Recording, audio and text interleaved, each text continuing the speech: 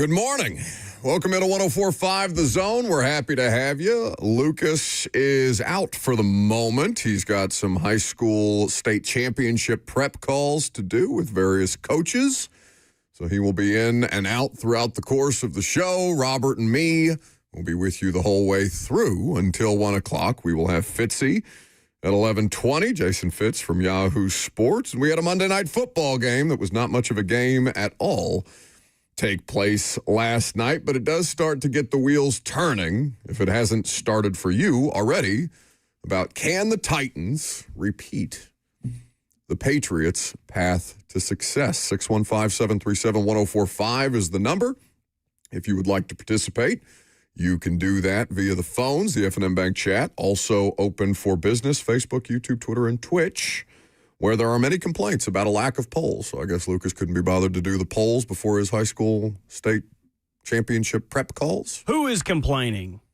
I see Russell. I see Jordan. One of those guys says the polls are mid every single day. So maybe we were just doing you a favor, buddy. Oh, so we're taking away because they complain about subpar polls. Just say, okay, no more polls. Yeah, if that's what you want. Oh, you don't want to take your medicine?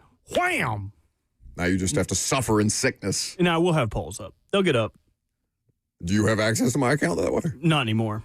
Oh, you okay. Kicked me off. Remember when I was DMing all the baddies that follow you? Famously, I'm not going to do that. So, well, they wouldn't respond, so I think that says more about you than me. I have this really hot producer you should get in touch with. His name's Robert. That's why. Yeah. That explains all of the pictures to various women of you in my DM. This is what he looks like. They were very quick to pick up on the AI. It was distinguishable. Yeah. Oh, is it the one where I'm embracing you in a what was the concert? It's not Coldplay. Was it a Coldplay concert? Coldplay. Yeah, where the Coldplay CEO. Yeah, no, it was me having a six-pack. I think they were like, your face is a little too pudgy. Something's not quite right here. Those hip divots. So, yeah, the Patriots are whipping ass, and they are the first to 11 wins. They are the number one overall seed in the AFC. And here's the thing. How many teams would you actually fear if you were the New England Patriots in the AFC? Because there's a lot of talk, and understandably so. A lot of the conversation here locally has been, yes, the Titans are 1-11, but they have a rookie quarterback, and look at their strength of schedule. And that, I think, is a fair thing to put out there. It would be difficult for any quarterback, any football team to navigate the degree of difficulty that the Titans have had, because not only are they wretched, but they're up against a really tough schedule. Now, losing 25-3 to the Jags on Sunday is not a part of the degree of difficulty, though the Jags, by nature of some things that have gone their way and some things that they are better at, then I wouldn't say that they're overwhelmingly better than the Texans or even the Colts at this point in time, but they are division leaders. So you could look at that and say, well, yeah, well, the Jags are an 8-4 team. What do you mean the Jags aren't part of the difficulty, the degree of difficulty that is this schedule? I kind of discount it. I look at the Jags the same way I do the Panthers a little bit. I don't trust Trevor Lawrence at all. The fact that you made Trevor Lawrence look that good is more about you than it is about Trevor Lawrence, I would argue. But if you're the Patriots, and understanding that their schedule is cheeks, and that their schedule the rest of the way through, not that impressive either, who are you actually fearing if you're going to end up as the number one overall seed in the AFC? Are you scared of the Bills, who you've already gone to Buffalo and beaten? I mean, I wouldn't expect you to sweep them. That would be crazy. If the Patriots end up going the rest of the way through, playing the way that they are, I think there's an argument to be made that they could theoretically win out. Their next game is home for Buffalo, then they're at Baltimore, at the Jets, and they finish the regular season home against Miami, where they will assuredly win unless they're resting people. Yeah, you would assume that. Oh, I mean, they almost have, it would still be a fight for the number one seed. So if they wanted a home bye and them and Denver were still neck and neck, you would argue that maybe they wouldn't rest people. So, it would be a bloodbath. But, again, if you're looking at the postseason picture, if the regular season ended today, right? We understand that there are still 5 more weeks of football to be played out.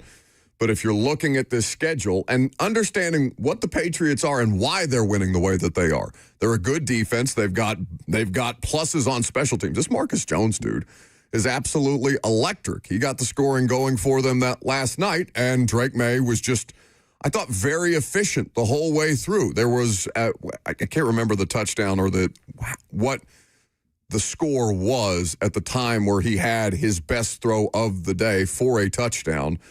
But he was efficient with some wow moments, and that's what you're looking for out of your starting quarterback.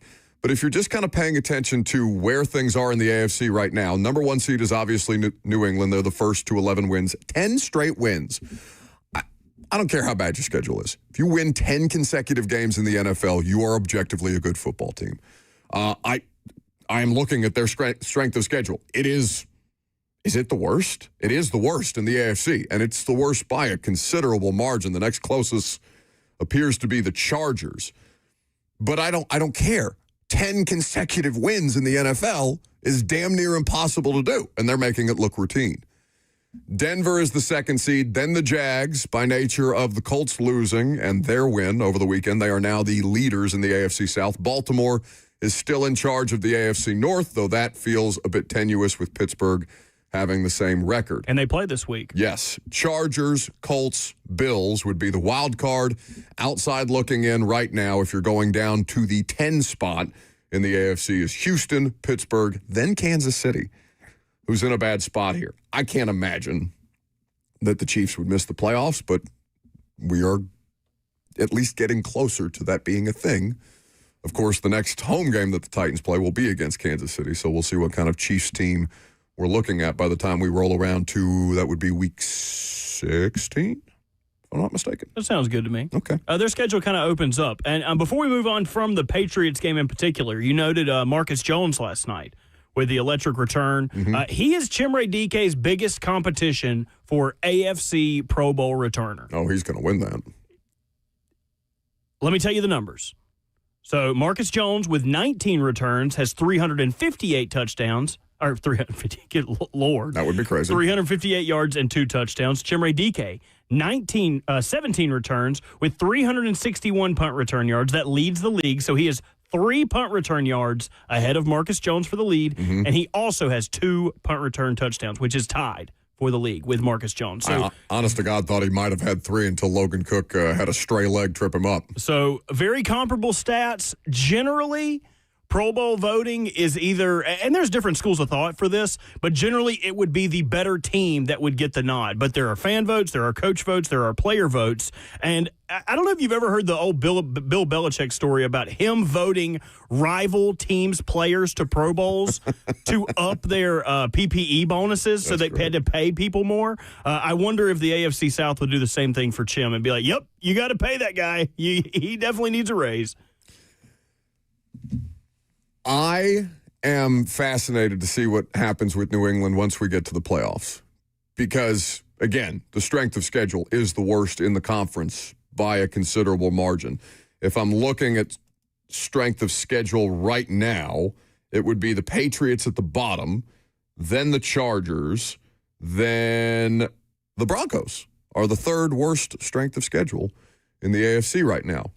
Not lost on anybody, I'm sure. The Broncos have now won 9 consecutive games, and the Patriots have won 10. Both teams are 6-2 in the AFC so far this year in terms of conference play. So, as far as the rest of this goes, the path that you want Cam Ward to be on is the path that Drake May got. But this was a conversation, and I at some point when Lucas comes back in here from his state championship prep calls, we can talk about this. We kind of had a conversation, Robert, you may have already been on vacation, I can't remember. The idea that, yes, the head coach hire here is important, incredibly important, but could there be an argument made? My whole thing was, could there be an argument made that the OC that they hire is more important than the head coach that brings on that OC? And I think if you are somebody who's, whatever your reasons for being a Vrabel detractor are, you could look at Josh McDaniels and Drake May and say, is Mike Vrabel the reason why Drake May is playing this well? Or is Josh McDaniels more important to the success of Drake May? Now, do you get Josh McDaniels without Mike Vrabel? I don't know. I don't know the specifics on what the hiring thought process was, other than Josh McDaniels is good at this. He's done it for a long time, and he's never going to be a head coach again. One would assume, unless, I don't know, the unthinkable happens. I just can't imagine that another NFL franchise would hire Josh McDaniels when he's been so bad in 2 opportunities to do that. So much so where the Raiders locker room was lighting cigars after he got fired.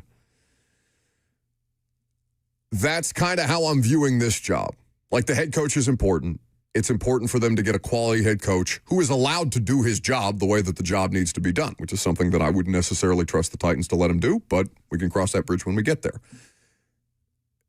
The person responsible for spending the most amount of time with Cam Ward, quarterback's coach, offensive coordinator, they are as critically important, if not more important to me, than the head coach that is hired here. The other part of this is San Francisco is still winning games. The Colts did lose over the weekend, and we have seen basically one person be at the top of the Coach of the Year odds for the last couple of weeks. Mike Vrabel's a heavy favorite to win Coach of the Year for a second time. The last time he won it was the first time that he won it was 2021. That's holding serve right now. Most sports books, and we'll see if there's any adjustment to this as the day goes on, but I can't imagine so. Mike Vrabel is a heavy favorite at minus 250 to win Coach of the Year right now. Drake May's odds have held steady as far as the NFL MVP goes. Matt Stafford not having his best showing against Carolina, not enough to knock him out of the top spot, though Jonathan Taylor has at least remained in the top 3 conversation here in the last couple of weeks. Can you name the only other active NFL head coach that has won Coach of the Year twice? Stefanski. Correct, in 2020 and 2023. The other instances of coaches winning back-to-back or 2 at all has not happened since 1982 with Joe Gibbs. Did Stefanski win back-to-back? No, he did not win back-to-back. He won 20 and 23, but just instances of 2 or back-to-back. The other part of this is, just to kind of bring it back local, and then we can take phone calls because we do have some phone calls on the Titans and the Patriots, and I'm sure there's always going to be a contingent of Titans fans that watch the New England Patriots, coached by Mike Vrabel, and think, oh, that should have been us. At some point, you're going to have to let that go. And I think that's as much on, people who create narratives or talk about narratives for a living like us, who need to move on from that conversation and pivot towards, okay, whatever your bitterness, whatever their bitterness, right? Mike Vrabel and Amy Adams-Strunk haven't talked since she fired him. Right, wrong, or indifferent, whatever. Who cares? But can you be a big enough person, if you're Amy, to look at the Patriots and say, they have done this successfully. Can we replicate, or can we follow this formula to put ourselves in the best possible position to succeed? Did Bill Belichick and Robert Kraft get along? No. But Robert Kraft is good enough and adept enough as both a businessman and an NFL owner to find ways to work with people who he may not get along with, or who he may even not like. I imagine that there's not a lot of love lost between Bob Kraft and Bill Belichick. Bill Belichick is famously difficult. Mike Vrabel, difficult in certain situations. You work through it if the people that are in place are good enough at what they do that you can take some bruised ego or some less than ideal interactions, or less than not HR, but not quite the friendliest of circumstances to get through it, because the greater good is championships and success and winning football games and all these different things. Can you eat a little bit of your ego for the betterment of your franchise? Is kind of how I would present the argument to the Titans if I was in a situation to present the argument to the Titans. Of course, I'm sure that would not be the case, even though they don't love the things that we say about them on a regular basis from the feedback that I get. What do you mean? You don't think they'd be receptive to your changes, your little tweaks? I think they should be receptive to a lot more people on a regular basis. I think they should be more receptive to the people that they hire to do the jobs that they are doing. But they have, at least lately, not shown a track record to do exactly that. So some self-awareness would be key here. 615-737-1045 is the number if you would like to jump in. Josh is up next. Hey, Josh. Hello?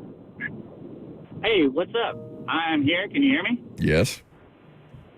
All right. No, I wanted to talk about how the Titans could get back to a winning culture if we change our culture. And what I mean by that is when we first came out as the Titans, we played in the Coliseum. Fans were bought into the name the Titans in the Coliseum. They showed up in, fake shields and swords, and they knew Eddie George was going to hit them in the mouth every play just about because Jeff Fisher loved to run the ball. People were more intimidated at home than they are now. Nobody's scared of it, and nobody feels culture inside the Tennessee locker room is different from when they were successful, when people were playing. Even if we weren't the best team, they didn't want to deal with us. And if we get back to that type of mentality that, hey, I had to beat 1,000 guys to get drafted by the Titans, and I'm going to show how they drafted me, I'm just going to put it in front of me. Okay, your phone line is horrendous, Josh, but I do appreciate the call. Jesus. You got the gist of it. Yeah, that it's not a scary place to play. And they need a culture shift. He didn't get to that, but he heard told it. me. You heard they need a shit. What? Nah, stop that. Don't even try to make me sound like I said something. Yeah, it's not a scary place to play. The atmosphere at Nissan Stadium could best be described as tepid, I would say. It's very relaxed. Not a lot going on, not a lot of juice. It's been a long time since I've seen fans have a moment where they got up out of their seats at Nissan Stadium during a Titans game. Now, that Cam Ward touchdown, what was that, against the Rams? Where he has to do the whole scramble drill. He runs like 30 yards just to get it across his body to Ellick. That's one moment this season. And DK's, obviously, punt return touchdowns have been fleeting moments of excitement. But yeah, based on the feedback that you guys give us more often than not, you think their in-game atmosphere sucks. And the product on the field sucks. So you fix one, maybe the other follows suit. I don't know what to do about like the Ring of Fire crap and the band or the drum line that nobody seems to like, or just generally the atmosphere in there. I don't know what to do for you about that other than to say win football games and people will come. Even if they're not like diehard Titans fans, you don't care. Just like make it something that people want to be a part of. The Preds were a fad in 2017, and it was one of the most electric atmospheres in all of hockey. And since then, it's been just diabolically bad because they've fallen off so hard. And we got to go, but for what it's worth, even the people with the best presentation on game day have things that their fans complain about. Like when we go to Tennessee, everyone hated that fourth quarter song, and now they've replaced it with a Morgan Wallen song that is also equally awful. And I would say that Neyland probably has one of the best presentations, not just in college football, but in all of football. Neyland's awesome. The only complaint that I have is how difficult, like how physically uncomfortable it is to enter Neyland Stadium when the gates are open, right? Where you're just sardine canned through the various entrances. That I don't like. I like the troughs in the bathroom. And I like the food options. Food options are solid. Pretty good. 615-737-1045 is the number. So speaking of Cam, let's check in on all these rookie starters. We saw Jackson Dart return from concussion last night. He's getting some heat for the way that he did return from concussion. I'm Buck Rising. It's 1045 The Zone.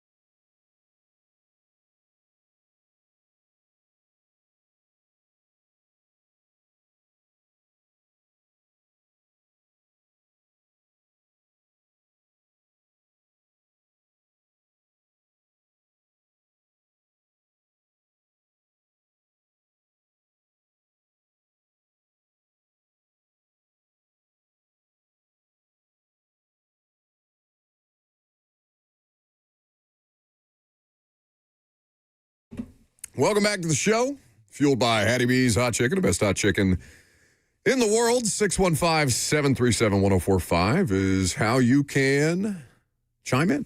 The question for you is this. You can do so on the F&M Bank chat, Facebook, YouTube, Twitter, and Twitch if you would like there. Who's been the best rookie quarterback so far? We have seen Cam Ward by far and away the most of these guys that have been out there starting. There's 5 of them.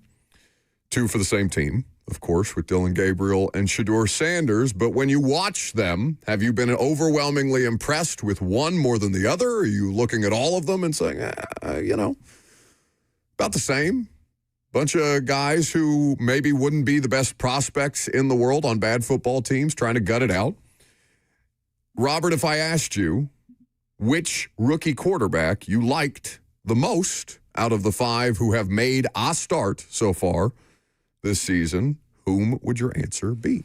And we're just talking about the player as a prospect, right? Not really the situation they're in, but just who has impressed the most. Who has impressed you the most of the 5, assuming that you've seen at least some of all 5? I have seen some of all 5. I will admit that Tyler Shuck is the one I have seen the least of.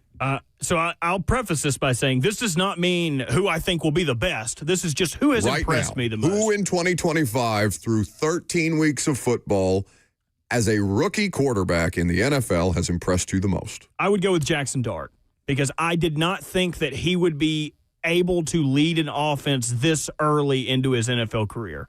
I thought that he would take some time to adapt, and he's had his bumps in the road, right? He's probably going to, and we'll play a clip in a little bit about him potentially having to change his playing style, but he hasn't necessarily underwhelmed. I think he has exceeded expectations at just about every opportunity he's had.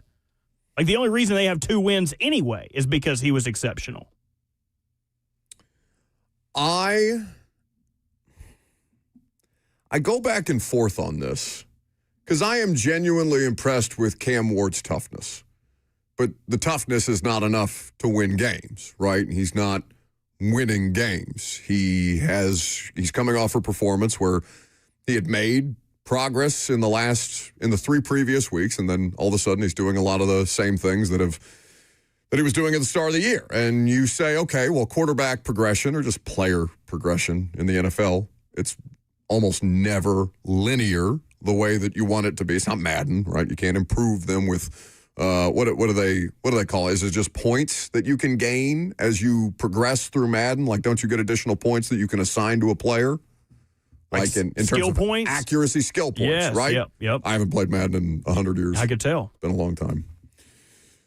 But for Cam, the thing that impresses me most is the fact that he's available.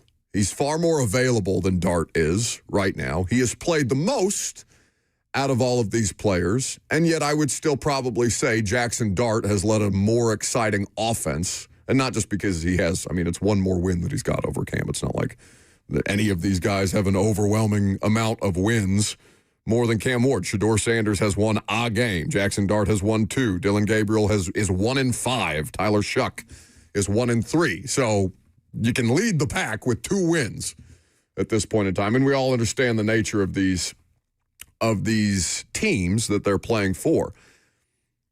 So let's start with Dart here, if you have that audio available, because we're coming off that game last night where they lose to the Patriots, and they lose soundly to the Patriots. And a lot of these games haven't been particularly close throughout the rest of the way either. 33-15 was the final score last night. They lose by 4 to Chicago. That's the game that gets Shane Bowen fired. They lose by 10 to the Niners. They lose by 18 to Philadelphia. They lose by 1 to Denver, which was, of course, a furious rally back by the Broncos in that game. So there are close games in here. You have seen far more blowouts on the Titans side, again, in a larger sample size for Cam Ward than you have with Jackson Dart. Jackson Dart, though, the reason why I would say, yeah, but I would pick Dart, but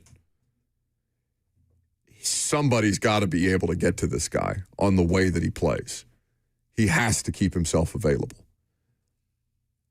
It was not just that he took massive hits last night that were his fault. Like that play where the linebacker just smokes him on the sideline is because he doesn't step out of bounds. He's just going to keep going. And there's something admirable to that. But like, if you're a fan of the Giants, are you going to think Jackson Dart is that much more tough?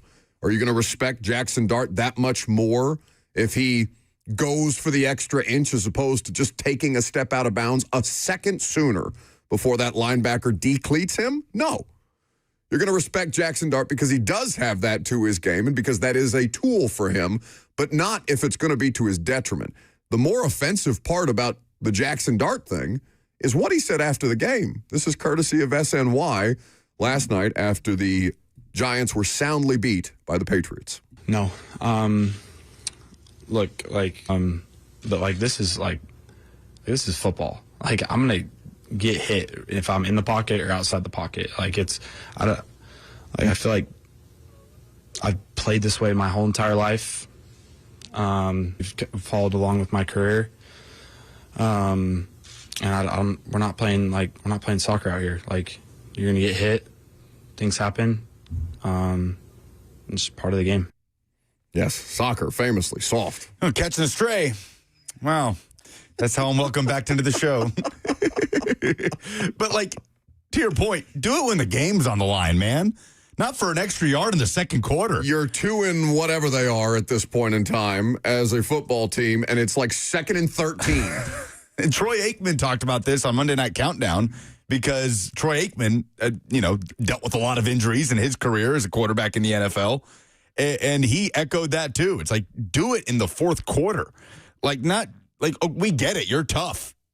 Nobody's questioning this, but somebody's got it. Like, who is an example of a quarterback that has nailed down that balance better than anybody? Is it Josh Allen? No. I would say he plays with reckless abandon. I guess I just say that because spectacularly, Josh Allen has not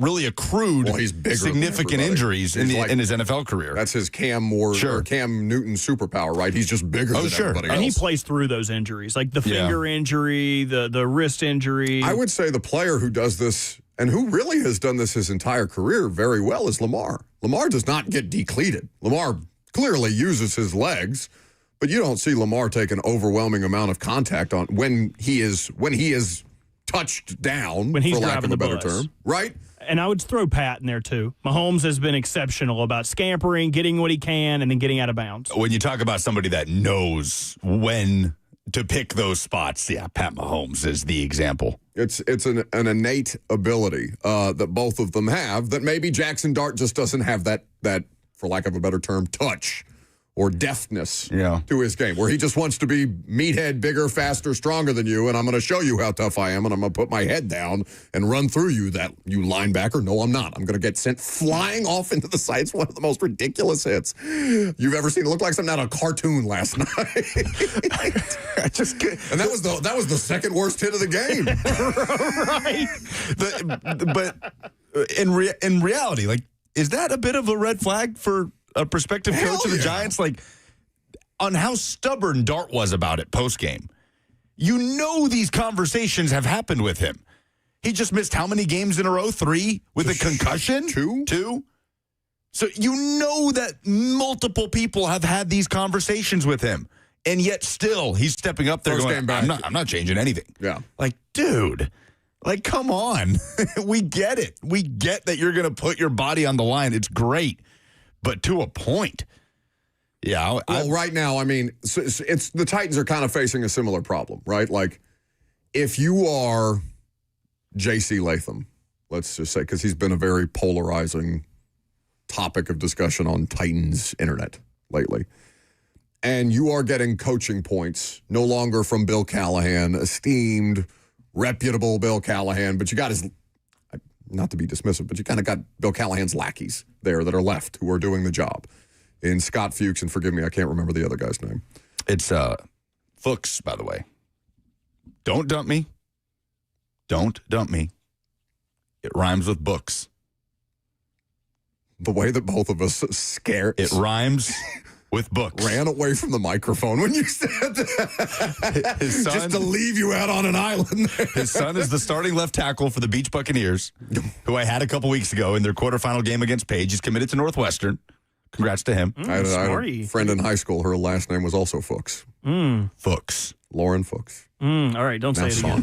Hey, okay, before we move on, this is me trying to explain to my mom why her vodka bottles are freezing in the freezer. No. Look, but like this is football. It's like that little kid. It's very cold. A ham sandwich. But my point is, like, J.C. Latham knows those aren't his offensive line coaches next year in all likelihood, right? So, like, what do I care what you have to say? Now, ideally, you wouldn't like for somebody to have that attitude, and I don't know that J.C. has that attitude. But Jackson Dart the same. Like, I know Mike Kafka's not going to be my coach next year. What do I care what Mike Kafka has to say? You would like for these young players to not have that attitude, but there is some degree of that. Like, if I'm just going to reset the board with somebody else, why am I really taking all of these things that you have to say to me, person who's going to be fired in 5 games, to heart? Although apparently Kafka's being evaluated for the Giants' job, and if he can't get through to the quarterback on this, then he's not going to be the Giants' coach. Like, that's your one job. Keep him from hurting himself. Oh no, nobody can stop this Wreck-It Ralph, this meathead frat boy that you got out there playing quarterback at this point in time, because it's not soccer, Lucas. Suck it. As someone that has battled multiple I wanted injuries. that clip played today just so I could see Lucas's face. And it was right as I walked in. Thank you, Jordan, in the F&M Bank chat, who says Lucas is proof that soccer isn't soft. He suffered an injury in rec league soccer. Damn right. Multiple. Jackson Dart is currently tied for second, according to FanDuel Sportsbook, in Offensive Rookie of the Year odds at plus 290. He's tied with Emeka Egbuka. Ted McMillan in Carolina is the favorite right now. He should be. Plus 110. Yeah, he should be. He's Plus awesome. 110. Where do you guys think Cam Ward ranks? He can't be below Genty. Genty's been, he's just in an awful circumstance. He's below Genty. Is he really? He is below Genty. He is below somebody by the name of Oronde Gadsden. Oh, yeah. The Chargers tight end. Yeah. No ball one time. Yeah, come on, man. His dad played in the league. Oh, man. What are you doing? You said really his good. name correctly, though. He's behind R.J. Harvey, the running back. Broncos. Oh, can we name someone who is behind him? Is Amarian Behind Cam? Hampton behind Cam? Been on IR. He's not even on this Yeah, list. he hasn't played. Okay, cool. in I'm just like 2 making months. sure. I'm just making Cam sure. is at plus 20,000. Oh, He is ahead of Tyler Shuck Shador and Harold Fannin Jr. Well, that's tight end. ridiculous. Fannon's been awesome this year. He scored a touchdown on Sunday for the Browns. yeah, Shador just started playing. I think it should be Dylan Sampson, but I'm not biased. Okay. He also scores to Shador's first touchdown pass, Dylan Sampson catch and run. How the hell is he behind Ashton Genty?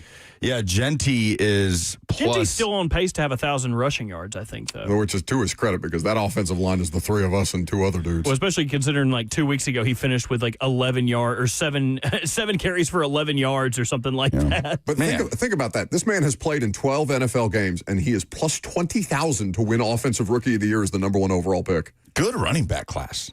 Travion Henderson. So how many players are ahead of Cam? 1, 2, 3, 4, 5, 6, 7, 8, 9, 10, 11, 12. Carry the 1. No, I don't think that's necessary. though. 13. 12. Travion Henderson, Quinshon Judkins, Ashton Genty, R.J. Harvey, Woody Marks. 5 running backs in those 12. But to your point, That's outrageous. you talked about Cam being the most sacked quarterback in the league. I haven't paid as much attention to injury reports. Has he ever popped up on there? One time when it was like a walkthrough and they put him on there for like an ankle. Yeah, it was an ankle or a calf or Like something. week 2 or something like that. And it was just like a hypothetical injury report. Like they had a walkthrough that day. Quickly, if I gave you the 5 rookie quarterbacks who have started a game, Lucas, because we just did this, Can I name them? you can. Oh, is that what you were going to ask No, me? I was going to ask you. Now I want to see if Have you you can. seen all 5 play a game? Jackson Dart, yes. Cam, yes. Shador, yes. Shuck, I admittedly have not watched any Tyler Shuck other than highlights that have popped up. And who would be the 5th? He's on the same team as one of the guys you just named. Oh, Dylan Gabriel. Okay. Which rookie quarterback has impressed you the most? We both said Dart. Dart's made the most highlight-worthy plays. So I suppose Dart. but I'm not confident about it. Okay. We can do Oh No. Do we have anything to give away? We What do. do we have? Rascal Flats. In February, I miss Mayberry. Do you have a favorite Rascal Flatts song? We can find out in the break. There's so many good ones. I can't name a one, but I love their voice. Anyway, 615-737-1045 is the number. If you want those Rascal Flats tickets, just call us and tell us what in sports made you say, oh no.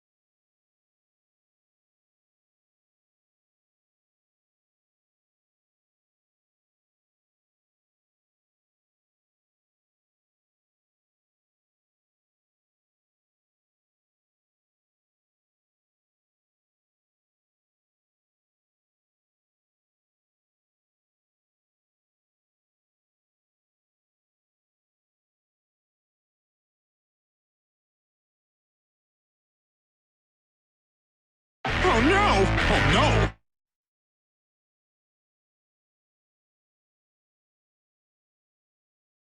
For the chance to win 2 tickets to see Rascal Flatts, 615-737-1045. What in sports made you say, oh, no? I'll just take from last night's game.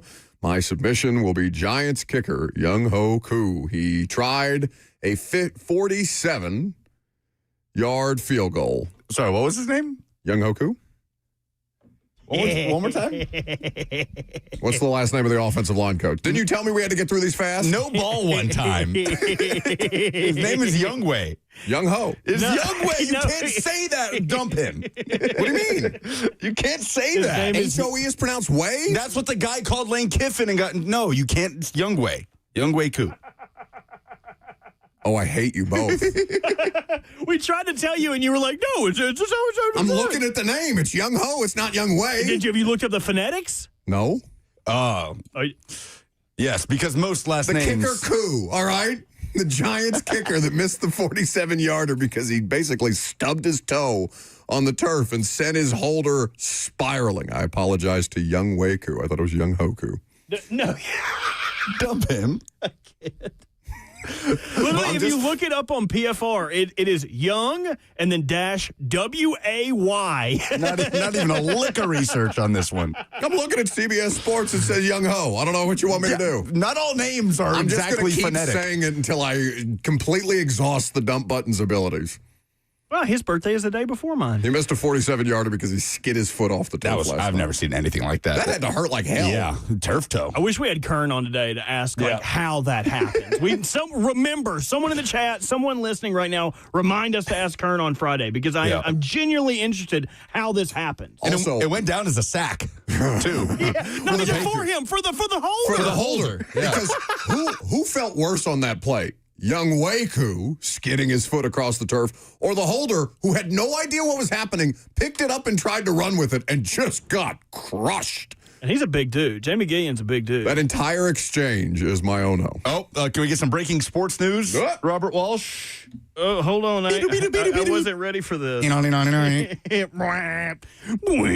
Breaking sports news. This could be my oh no for Georgia football. Jared Curtis has flipped his commitment from Georgia to Vanderbilt. Hey-o. The 5-star out of Nashville Christian, the number 1 quarterback in the class of 2026, is by far the highest ranked recruit in program history. He has been committed to Georgia since May, 2 days before he plays a state championship game in Chattanooga against USJ. He flips his commitment to the Vanderbilt Commodores. It is a new age on West End. Hell yeah, Vandy. Wow. I guess Ben Jones's pleas into the microphone yesterday were not enough. Why'd you turn that up? It felt appropriate. Seismic news for Vanderbilt football. I mean, that's insane. That's the biggest offseason news in Vanderbilt football history, even though it's not really the offseason. I mean, not yet. Not for Vandy. Well, I guess not for bowl-eligible teams. So What is he going to do if Pavia sues the NCAA again and comes get him back? out of here. Send him packing. Let him go transfer to another school. It's the Jared Curtis era on West End. This is why you extend Clark Lee, if nothing else. Man, this is, we don't know where Jared Curtis's mind is. He wasn't going to start in year 1 at Georgia anyway. Maybe it is an attractive notion to go and potentially start immediately at Vandy, but to do something that nobody expects you to do, to be the hometown guy, the pitch of being able to be the one that continues this for Vanderbilt, I imagine was a strong one, not to mention his head coach at Nashville Christian, Jeff Brothers, is a former Vanderbilt Commodore himself. Do you want to roll, oh no, and talk about Jared Curtis here? Because I do think that's more. Yeah, I think so. Okay, let's do that. This is the thing that Ben brought up yesterday that is also, it's not an ideal situation. Like you would want a player to stick with his commitment to a certain point. If he does, in fact, as he has committed to Vandy or flipped his commitment to Vandy, you can always transfer. If it doesn't work at Vanderbilt, if you're Jared Curtis, like there is no risk here. Because, I mean, unless he goes out there for Vanderbilt, starts right away, and he plays poorly, and all of a sudden the Georgias of the world are no longer interested in Jared Curtis's services. If he goes out there and he underwhelms, yeah, you do stand to hurt yourself slightly, but you can still get other opportunities if it doesn't pan out at Vanderbilt. I think this is a great decision by him. Just crazy the way this has swung. I remember a few weeks ago when it was a huge deal that he was even going on a visit to Vanderbilt. And it was almost this tongue-in-cheek thing from Vandy fans. Like, oh, we're going to flip Curtis. But everybody else was like, no, he's just doing it because his coach is a Vandy grad. And, it's right next door. And then the noise kind of got louder and louder. And you've got Nate Bargatze on College Game Day making pleas for Jared Curtis to come to Vanderbilt. And there's just kind of this wave that Jared Curtis is like, all right, no, I'm gonna go ride this wave. I'm gonna go do something that nobody really does and try to push for Vanderbilt to be a contender as they're on the cusp of the playoff this year. I mean, just shocking, seismic moment that would have felt impossible before the season kicked off. As Robert points out, though, the Pavia thing is still technically a factor here, but not a single one of us would advocate for Diego Pavia over Jared Curtis. Well, I think we also make an assumption that every single true freshman quarterback demands to play immediately or he's out of there if he's a 5-star. And that's not necessarily true. That's fair. There's not that many that arrive at a Power 4 school and get handed the keys immediately. If you think about it, most of them sit. Ty Simpson sat for 4 years. Faison Brandon, I think it's more likely than not that he is sitting for Tennessee next year. Nico even sat behind Joe Milton. So everybody just assumes it's Jackson Arnold sat, Arch Manning sat. It's more commonplace than it's for some reason perceived to be that these guys come in and sit for a year. If Pavia's back, Pavia needs to be the starter, and it only puts you in a more advantageous position for Curtis to start after a year under his belt. Assuming that Jared Curtis is okay with that. You're kind of doing this on Jared Curtis's terms, right? Sure. Yeah. But kid's a monster, man. I mean, he's one of the best prospects to ever come out of Middle Tennessee. I thought you had something. Well, I mean, if they wanted a quarterback to start in the meantime, they could look at another local guy and go get George McIntyre. Bring him in. Let him start while Jared Curtis sits and watches. Vanderbilt legacy. Grandfather was the head coach there. Famously. We will let Lucas go back to his state championship prep calls for high school football this weekend. We will continue with your oh no's. Robert hasn't given his yet, and we will be able to give away those Rascal Flat tickets for your submissions coming up next.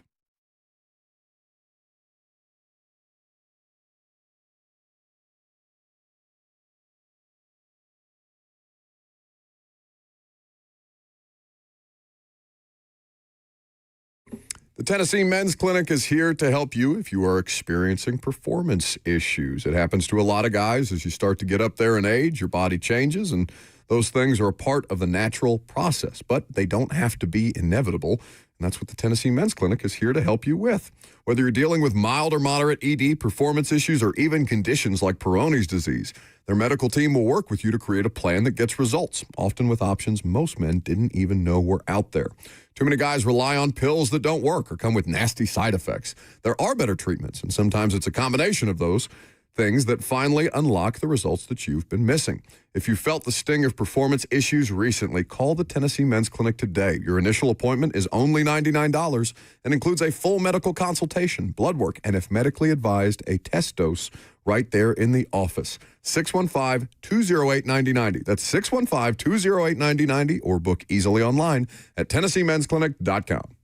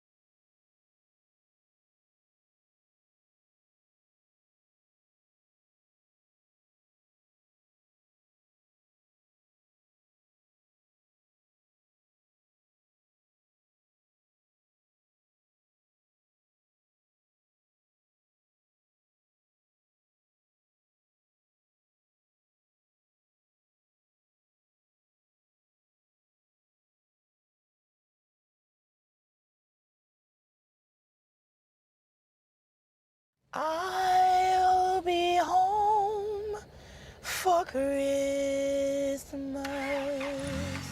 You can count on me.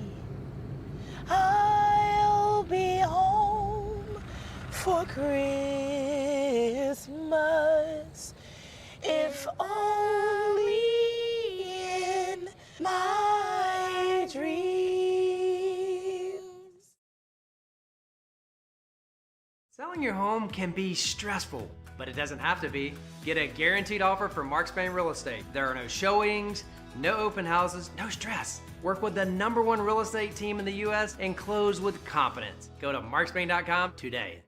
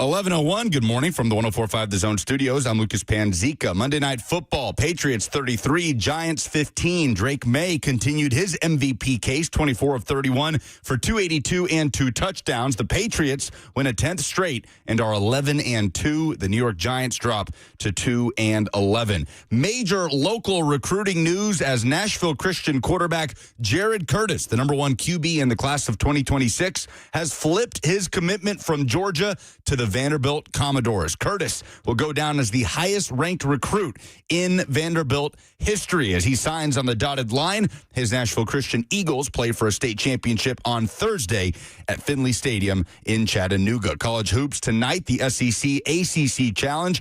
The number 13 Vols are at Syracuse. Tip-off is at 6. You can catch the Vol Network coverage here on The Zone. For all your foundation repairs and waterproofing needs, visit USSTN.com. Breaking news at once on your home for the Titans and Vols. This is 104.5 The Zone.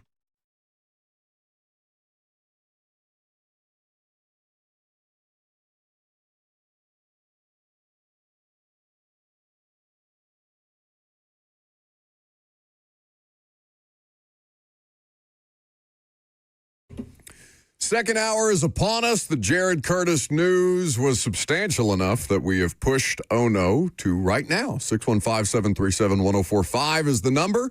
You call in, you tell us what in sports made you say, oh no. We will give the best submission 2 tickets to Rascal Flatts upcoming concert. Now, February, not too far away. Where's the concert being held? What's the venue? Somewhere in Nashville. All right, very good. I know it's in February. It's the one thing I ask you to know. I knew we had tickets. I knew it was Rascal Flatts. I knew it was in February. I'm not sure what else you could ask from a man who's just simply trying to do his job to the best of his ability and carry forth the part of integrity that is necessary for this. It is in. How many more the can you stammer through before you find the date or the venue of this concert? It's in Bridgestone. All right, very good. February 5th. February 5th it is. So, 615-737-1045 is how you submit your oh no's. Mine was Young Wei, don't call him Young Ho, Young Wei Koo, the Giants kicker, basically stubbing his toe while trying to attempt a 47-yard field goal that ended up being marked down as a sack because the long snapper, or rather the holder, picked up the ball, didn't know what happened. Young Wei Koo couldn't get the field goal off. He couldn't get his foot past the turf, and so it ended up being a disaster play for the Giants. That was mine. Robert, we have not yet gotten to yours. Lucas had to depart for another state championship prep call for high school football this weekend. He will be back in about 30 minutes. Mine goes to Syracuse, where they added an exciting new player to their recruiting class of 2026. Are you familiar with the rapper Tootsie? I was not until you started to tell me about him this morning. He's got multiple songs that went platinum, Love Cycle, Poetic Pain, but I don't know how that translates to a football field because originally he was from North Carolina. And if he would have went into college when he graduated high school, he would have been in the class of 2018. He has not played any college football. He did have a scholarship to Sacramento State, but Syracuse thought, this is the guy that we need. We need to sign Tootsie. So they did. They got a commitment from him. He's been in North Carolina at NC State's facility. I'm not sure why they would assist a fellow ACC program's recruit in his training, but he has been catching footballs at NC State, preparing him for the 2026 season and putting his recording career on hold. Fran Brown, what are you doing? There have been plenty of high to low stories in college football. Last year, Fran Brown added a little bit of respect to his name. This year, I think he has flushed a lot of that down the toilet. I'm a big Fran Brown guy, but this move made me scratch my head. I'm not sure what adding a player 8 years after his original recruiting cycle does, but what I think it does is sends the wrong message to your locker room. That is my oh no. What message do you think it sends to the locker room? We don't care about your accomplishments. If you're a celebrity, if you're anyone, just come in here. We'll give you. Yeah, I know you guys worked for this and trained and came to camps here and really tried to break through. But, yeah, we're going to give one of our scholarships to this rapper, Tootsie. Yeah, the scholarship part of it is the offensive part, right? Especially when you have walk-ons who are striving and fighting and grinding to try and accomplish that, to get at least some of their college paid for. That's a tough look. All right. It's a pretty good oh no submission. 615-737-1045. Remember to stay on hold for Robert to get back in touch with you if you do, in fact, win those Rascal Flats tickets. Let's start with Zach in Chattanooga. Hey, Buck. My oh no for the week is at Nissan Stadium, Section 343. They have one of their little concession stands up there. How on earth can it be an NFL game and you go up there to get a drink and they tell you the soda machine's down? Ruins their sales for that entire game. That's my oh no for the week. I'm sorry you were deprived of your soda during the 25-3 ass whipping. The bottled water machine was still working. Is that like McDonald's where they'll tell you the ice cream machine isn't working just because they don't want to make a sundae? Maybe. I don't. Have you ever had to fix one of those things? I don't even know. What a terrible question that was. I should have known the answer to that before I even asked it. But dealing with those things, you got to make sure the perfect amount of syrup to CO2 and all that other stuff. You know what? I actually have changed No way. Yeah, I have. What, at your rich friend's movie theater inside of his house? Yeah, it still counts. No, that doesn't count. That doesn't count. You're like, this isn't diet, damn it. No, I informed the help that the soda machine need changing in the private movie theater, and then somebody came down there and did it. So and at they least showed you. I watched them do it. Yeah, you didn't do it. I wasn't gonna get I back on my was hands. assisting. I was providing. I informed the proper authorities. I'm going to inform the proper authorities. You joke about that. I did have a friend when we lived in DC that had a one of these. It's not quite the Tony Soprano movie theater, but it's the Tony Soprano house. He had a private basketball court and a movie theater in the house. See, I thought I was ritzy. My buddy had one of those, those little popcorn stands that people wheel in, and it's got like the contraption. Sure. He had one of those, and I thought I was a mad scientist making popcorn in that thing. Peyton is in Watertown. Hey, gentlemen. I was going to say the young Waku thing, but we'll go with Aaron Rodgers back to his old antics. After the game Sunday, he started name dropping a little bit and talking about players needing to make better plays and actually know their routes, talking about Jonnu Smith. So he's back to his little old antics. But, yeah, that's it. Aaron Rodgers just being Aaron Rodgers. All right, very good. Appreciate the call. Passive-aggressive Aaron Rodgers. Have you heard it? No, I haven't. I can play it for you. Is it good? You have it handy? Yeah, hopefully he doesn't cuss. Okay. Okay, the audio's terrible. Whoa. Way to go, Andrew Filipponi. God, I hate Pittsburgh media. He's recording this off a TV. Is that the guy that got his nipples pierced? Yes, that's him. Looked good. Good on him. Did he really? Yes. He got it done? He really did it, yes. Whoa. Which, the bad part is that tweet went viral, and then him doing it, him actually getting his nipples pierced, didn't do anything. Yeah, I don't want to watch that. Yeah, well, I mean, you would want to see that the bet was paid off. Maybe through a shirt. I don't need to see your pierced nipples. I do. As a man. I do. Jordan is next. Hey guys, my oh-no is the foghorn leghorn governor down in the great state of Louisiana who came out with this principled stance that they will not give major buyouts to college football coaches. Yet they hired Lane Kiffin, and then if he gets fired without cause, it's 80% of his contract, and then they agreed to pay his postseason bonuses from Ole Miss current season. So spare me this principled stance because you sold out to Jimmy Sexton and Lane Kiffin.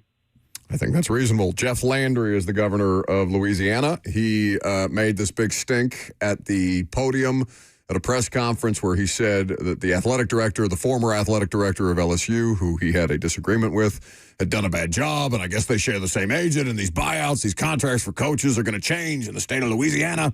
We're going to do this differently. Sounded like a Muppet up there, Kermit the Frog. I said, keep those interns out of your coaching office, Lane. Allegedly. Oh, hang on. Do I need to? Yeah, maybe a reckless speculation. Dadgummit. Given that Lane is confronting people now. just so we can hedge our bets here and say, no, we recklessly speculated. This is a good secret just to keep between me and you. Mm-hmm. All right. So Jeff Landry and his grandstanding is a good submission. David is in Nashville. Hey, Buck. Hey, mine has to go to Barham over at Michigan for headbutting a ref. And when they were up, and they turned around and with a headbutt. He didn't get ejected, though, right? He did not get ejected. And I thought if you hit a ref, you're out. And he did not get ejected. But he got a flag. I didn't see this live. I went over to a buddy's house to watch the Tennessee Vanderbilt game, and they were telling me about this, and I could not wrap my head around the idea that this player did not get ejected for Michigan. I saw it after the fact. It's just contact with an official. It's the one thing that you can't do. Like, you can't spit on anybody, and you can't make contact with an official, much less, kind of just love tap him with your helmet. That's a no-go, bud. Logan is in Jackson, Tennessee. Hey, guys. My submission this week is going to be for the number 3 overall pick, Abdul Carter, missing another meeting and being benched for the first quarter again this week, the second time in the last 30.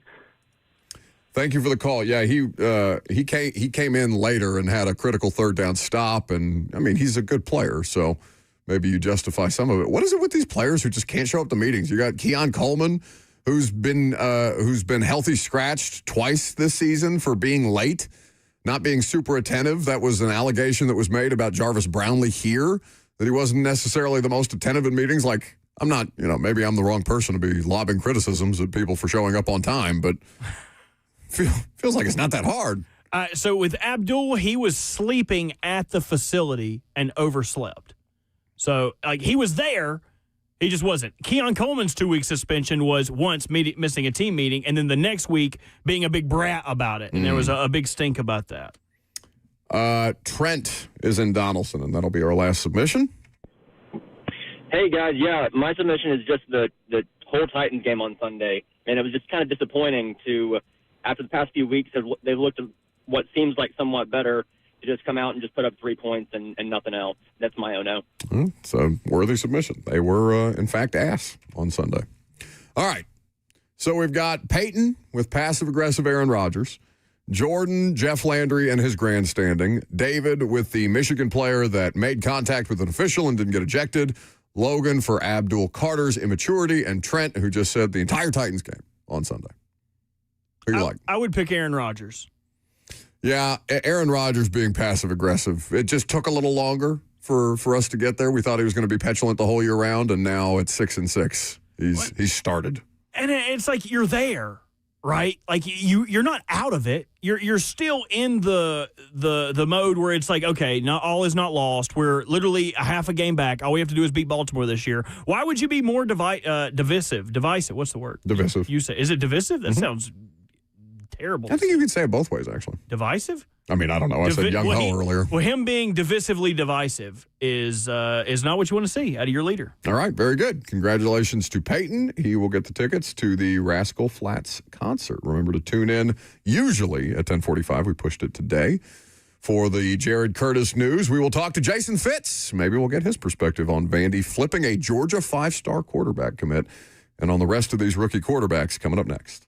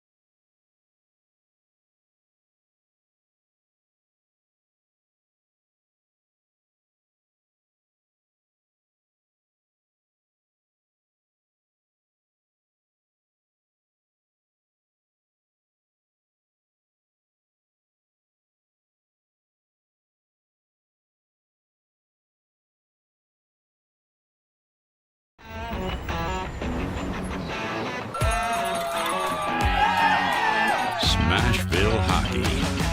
Around here, it can sound like a language of its own.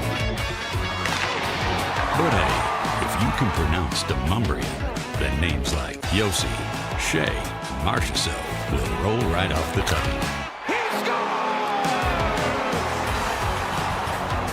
Nashville Predators, only in Smashville. One of the largest sports books east of the Mississippi, Circa Sports Kentucky, is now open. Catch all your favorite games on an 80-foot screen with stadium-style seating and live VSiN broadcast daily. Circa Sports, now open at the Mint Gaming Hall, Kentucky Downs.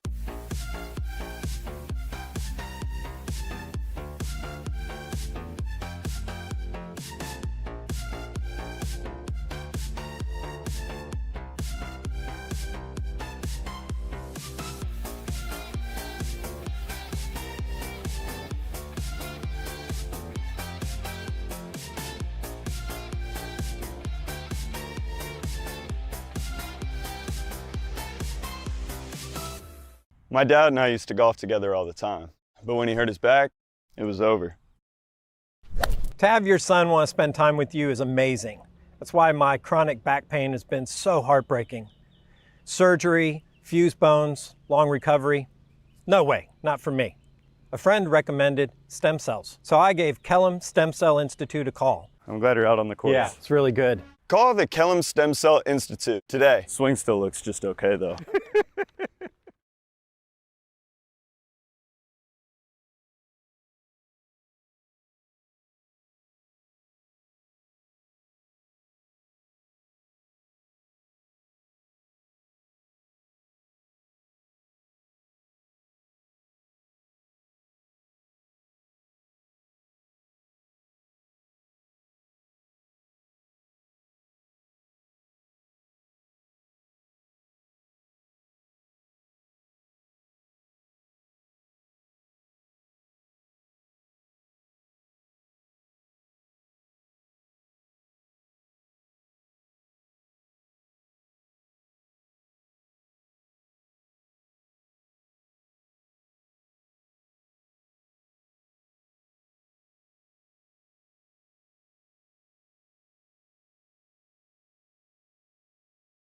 Let's face it, buying a vehicle should be straightforward and stress-free, and that's exactly how Two Rivers Ford has been doing business for decades. This locally owned dealership has a non-commissioned sales team whose only focus is to find you the right vehicle at the right price without the pressure. So you'll actually have a fun car buying experience. Great prices, easy financing, and a non-commissioned sales team. Two Rivers Ford, the South's most trusted Ford dealer.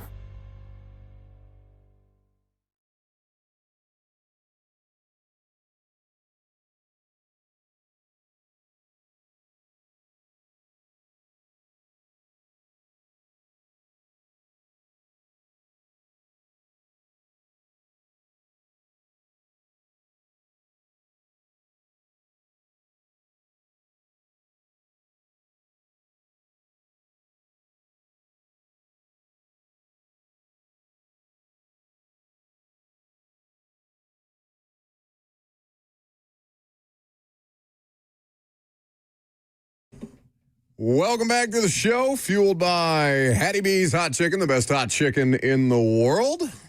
Jason Fitz, Yahoo Sports Daily, joins us now, as is the custom. You can hear him on Saturday nights on Fox Sports Radio with me, 5 to 7 p.m. Central Time, where we got the finish to the Vanderbilt-Tennessee game, an absolute ass-whipping at Neyland Stadium at the hands of the Vanderbilt Commodores. Now, Fitzy, I don't know how much recruiting you pay attention to, but I know I've talked to you about this before. This Jared Curtis kid, this five-star quarterback, local kid at Nashville Christian, who has been a hard commit to the Georgia Bulldogs, has just flipped his commitment to Vanderbilt. That is something that I thought I would never say into a microphone in my lifetime. Probably one of the most significant off-the-field moments for Vanderbilt history, right? I mean, because, look, you can win with the quarterback. In the modern college football landscape, you can get one great year. And look, while it wasn't a quarterback, I would argue that Mel Tucker is maybe the living, breathing, eating example of one great year at Michigan State with Kenneth Walker. The third is his running back led to a 10-year, $100 million contract, right, that Michigan State immediately regretted. And I say that because in this transfer portal world where everybody's going to be swinging all the time, sometimes you're going to hit, and that doesn't mean it's sustainable. In order to be sustainable and successful, I think you have to have a plan for how you're going to continue to bring in quarterbacks, develop quarterbacks, and have quarterbacks that you can trust to win. So to me, to flip somebody from Georgia to Vandy, which just feels icky to say, it just feels weird to say that out loud. Just to do that just speaks to where the program is. It speaks to what Clark Lee has done, and it speaks to what Vandy is doing right now to build a sustaining winning program. In order to be seen differently, like this year, I do believe that Clark Lee is right, and several people are right. Like, it's the brand name that is holding Vanderbilt back from the college football playoff. You don't fix that without having back-to-back years. You got to do what Indiana's done, figure out how to keep running it back. So I think this is an absolutely massive moment for Vandy football. Yeah, it's not icky if you're a Vanderbilt fan. I mean, this is huge news that broke earlier today, courtesy of Hayes Fawcett at On3 Sports. Jason Fitz, at Jason Fitz, is where you can follow him. So you bring up the college football playoff. We will have the next iteration of the rankings released tonight. You know that I don't care about anything that Hunter Yurachek has to say other than his cringeworthy 6-7 jokes, or at least an attempt at it, because I guess somebody told him he needed to be more charismatic on television. And so he tried that, and then he called Reese Davis rich in his finest moment so far as the new College Football Playoff Committee chair. You think Vanderbilt's dead in the water at this point? Yeah, unfortunately. And look, I think we sort of got the news of that last week when we saw where they were in the penultimates. So if you just start looking at the road that's ahead and the amount of just things that have to happen. Now, there are a couple of things here. Number one, let's see what happens, because it's top five ranked conference champions. So there's a very real world where the ACC champion is left out. Now all of a sudden we got bid thieves coming everywhere. I think if you're Vandy, you need some things to happen. You need these championship games to go as chalk as possible and as big chalk as possible. So it helps you if BYU gets beat by 30. It helps you if Alabama gets absolutely, I think Alabama is the most interesting thing that we'll see through conference championship week, because certainly in the past, the committee has never wanted to hold a championship game against you. But if Alabama gets just destroyed in the SEC championship game, can they ignore a third loss that is a blowout loss? I don't know. And those are the sort of the variables that I think Vandy fans need to be looking for. But at the same time, you had sort of a worst-case scenario when Texas turned around and beat Texas A&M. Like, Texas is going to get a big bump forward because that right now is the biggest win of the year in college football. So the problem is human beings are making these decisions, and I think they've been really clear about what they value, the eye test, line of scrimmage. They value these things. I don't know how Vandy can change that with no more games left to change it. What do you do with Texas right now? What do you make of what Texas has kind of shown us these last couple of weeks en route to having really the only upset of rivalry week, at least the most substantial upset of rivalry week? What do you make of the job that Sark has done and the progress that Arch Manning has made? I go back to my first year working in college football coverage at ESPN was 2016. And that season, USC started 0-3. And then they made a quarterback change. Everything changed, and, Clay Helton was on the hot seat already. They won all the rest of their games. And by the end of the year, we were very convinced that USC belonged in the college football championship caliber conversation. They didn't have the same playoff then. But nothing changed the fact that they started 0-3. Nothing changes the portions of the resume that haunt Texas. Like, they're bad losses. So, look, nobody has a worse loss this year than Alabama, but ultimately, I hate to be the guy that says, hey, if you want to get in the playoffs, don't lose these games. But Texas has lost these games. And I still don't think, I don't know that I've seen a modern college football quarterback that more people are just trying to bend over backwards like Cirque du Soleil artists to try and figure out why that quarterback belongs in elite conversation. Like, look, I'm all in for Arch eventually showing that he's that guy. But I watched every snap of every game this year. I don't see transcendent, oh, my God, yet from him. So it's like we're so busy trying to prove what the takes were that were right early in the season that we're just flocking to give benefit of the doubt to this Texas offense. And I'm not willing to do that. So, unfortunately, right now in a neutral field, I wouldn't take Texas to beat Vandy. I think Vandy also has the resume that deserves better consideration. I don't think Texas is as good as people are wanting to make them out to be today. Just to kind of stick with Arch, though, I mean, your colleague at Yahoo, Nate Tice, who we both know well, says that if Arch were to come out, seems unlikely that he would come out of college football this year and declare for the NFL draft, but he is saying that Arch would immediately be the number one overall prospect at quarterback, and Dan Orlovsky at ESPN has co-signed that. Yeah, and that's what, man, we all remember what it was like to be in high school, and you walked up with an answer at the chalkboard and you were really confident, and then the smartest kid in the class had a different answer, and suddenly, even though you knew you were right, it made you rethink everything. That's what Tice and Orlovsky and Mina Kimes, particularly, three people I've worked with, they watch more dang film than anybody I've ever met in my life. They live, eat, absorb it. I respect what they're saying. I think what the nuance of that is Nate is saying he'd be the highest regarded prospect, but we haven't seen that come together. And so it's not uncommon to overdraft players for traits. Look, that's what happened to Anthony Richardson, right? So overdrafting for traits is something we normalize. But, man, we just haven't seen it come together in the games. And where I differ from Nate and Dan is I'm looking for these moments. And I think if you look back at most quarterbacks that have turned out to be wildly successful, you can look back at their body of work, and they're just the number of times you say, yeah, I see it from that guy. It's over and over and over again. It's not once or twice. And, I'll remind everybody, Orlovsky was in love with Anthony Richardson because he kept saying he does things you can't coach, right? But he doesn't do the things that you can coach, right? So I get that we're in love with the traits of Arch. I'm waiting to see those traits come together and form dominance at the college football level. And if it doesn't, why am I presuming that suddenly changes just because he's Arch Manning? Jason Fitz of Yahoo Sports Daily, which you can catch in the morning. You can also hear him on Fox Sports Radio on the weekends. Do we have another holiday shift coming up? I feel like this is the time of the year that they put us all over the place on Fox, but you can definitely find us from 5. They haven't asked us yet, but maybe that has to do with the way we handled the last holiday shifts. I don't know. Like maybe they were making a statement about some of our topic selection. A lot of talk about venereal diseases. Anyway, at Jason Fitz is where you follow him.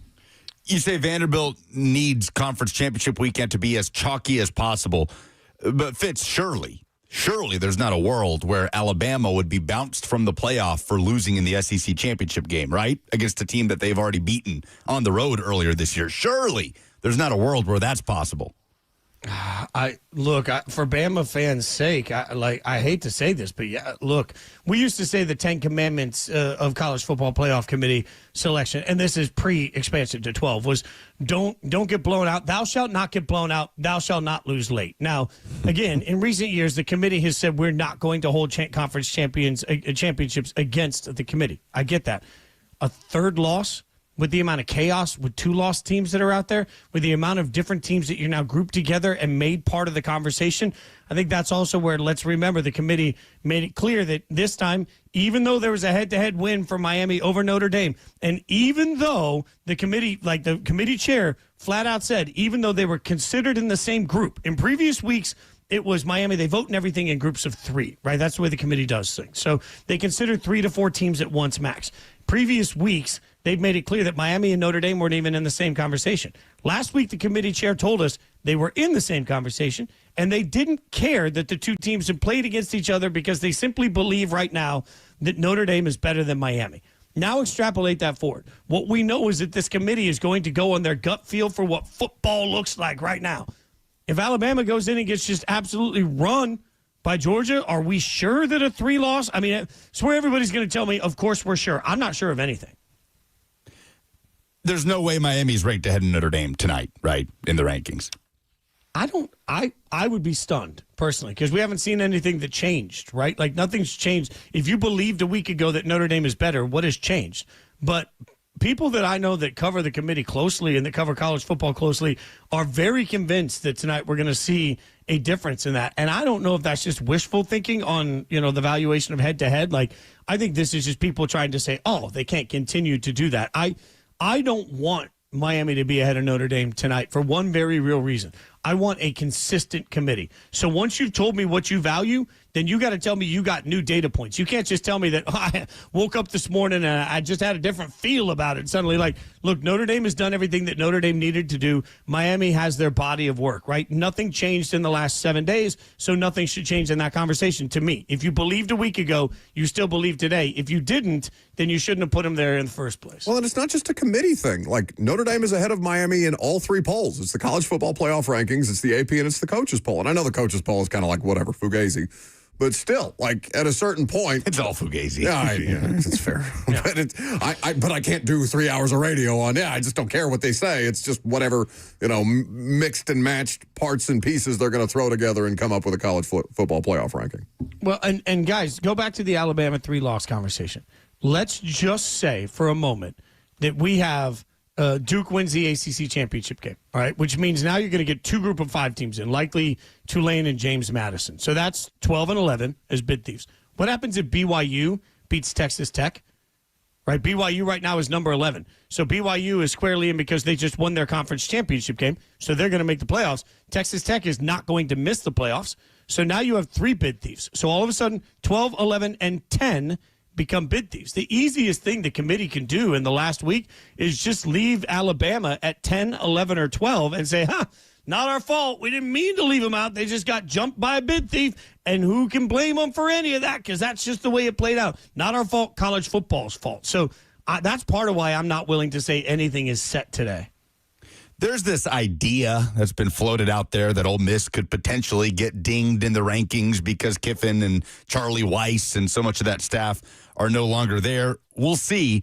But I am fascinated to get your take on this whole messy situation, Fitz, because while I do believe Lane has enjoyed the drama and doesn't exactly, shy away from the attention that he receives from this, I am struggling with the amount of pearl clutching over this. And I don't think there's any scenario where Lane would not have been completely vilified here if he were to leave to LSU, which is objectively in about every way a better job than Ole Miss. So to you, where do you fall on this? What could Lane Kiffin have done to make this a more graceful transition? So I've asked that very question to several people, and they've all said, well, he could have not strung it out as long, which I don't really care about. I saw, for anyone that watched SVP the other night, he had a good analogy of Lane asking to stay on is a little like, you go to your wife and say, I want a divorce and I'm leaving you for your biggest rival, but also I want to keep living in the house until after Christmas because I don't want to disrupt the family and we put so much work into it. That's never going to happen.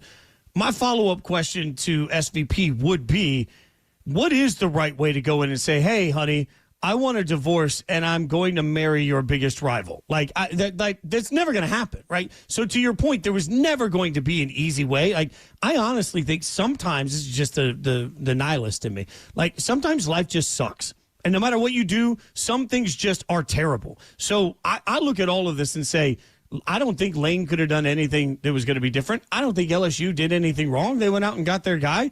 And I don't think Ole Miss is really doing anything wrong and saying he can't coach the team. It doesn't make any sense to let him sit there and poach their roster while he's working for two different organizations that are rivals at the same time.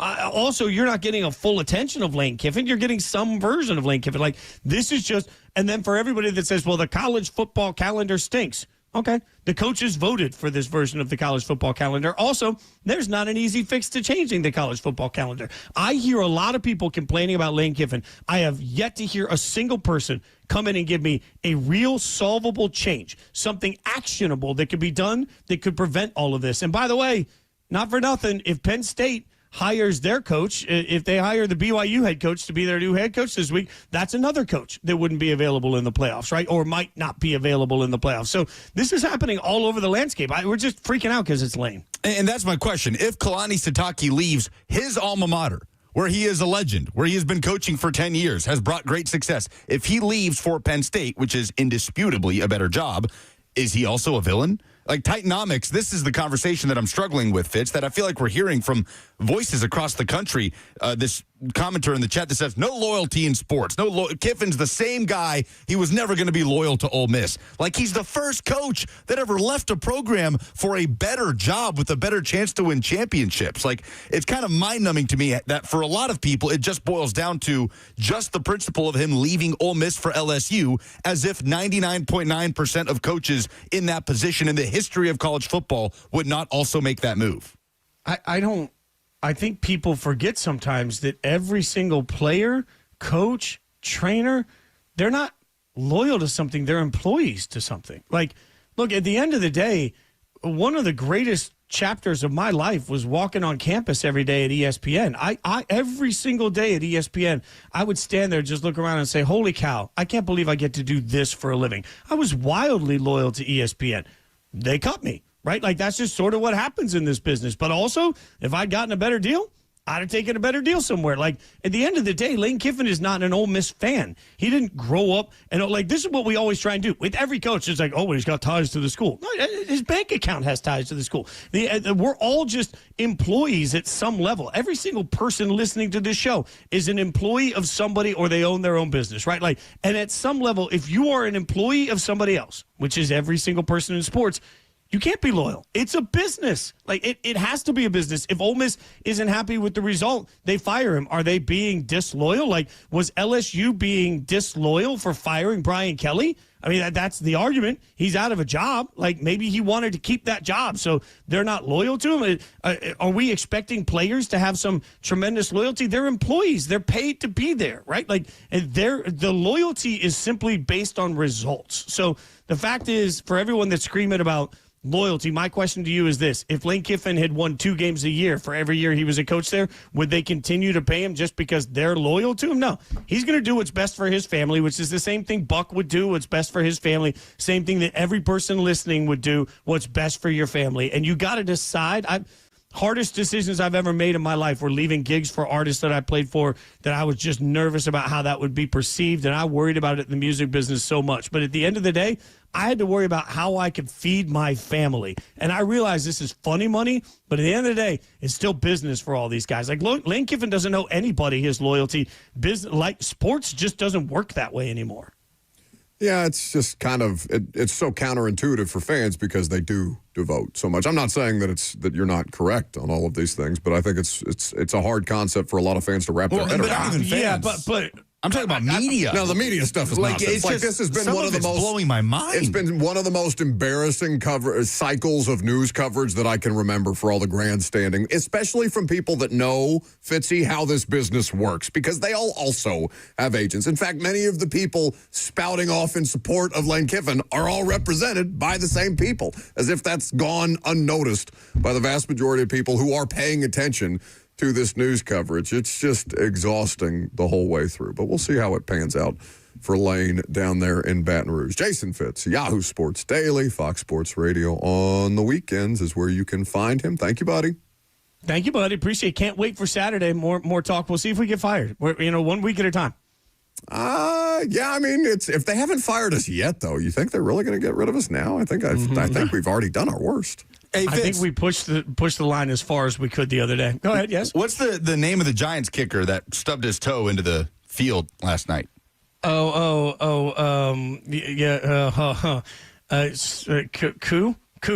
right? It's Coup? It is Coup. That's correct. Young Hoku, just for future reference. Dump him. It's Young Hoku. I just said Coup. I knew y'all were trying to catch me in something, and I walked around it because some of us on this show don't get dumped. And I do mean dumped as in like the literal like radio term dumped, not actual dumped. That fat kid playing the violin happened plenty of times. I got dumped. Get out of here. Love everybody not named Buck. I know. I love you. Jason, it turned out pretty well for the fat kid playing the violin for Jason Fitz of Yahoo Sports Daily. All right. 615-737-1045 is the number. We'll get back to your phone calls a little bit later because this is our last high school football hero of the year, yes? Well, there are state championships to be played. Who's to say we don't talk to one next Tuesday at Toy Field, which will be at Nissan Stadium on the same day, if I'm not mistaken, that the Mr. Football Awards will be handed out. Have you guys ever named the high school football hero? Like, you have a bunch of them on. Oh, but like the one to end all high school football heroes? Yes, if one is a hero. Well, Jared Curtis has been on the show, hasn't he? He has last year, yes. Okay, so let's make him that. Well, no, you can't pick. It's got to be this year. If everyone is a hero, no one's special. There has to be one above all else. Maybe we do that. Page quarterback Cam Crucey next.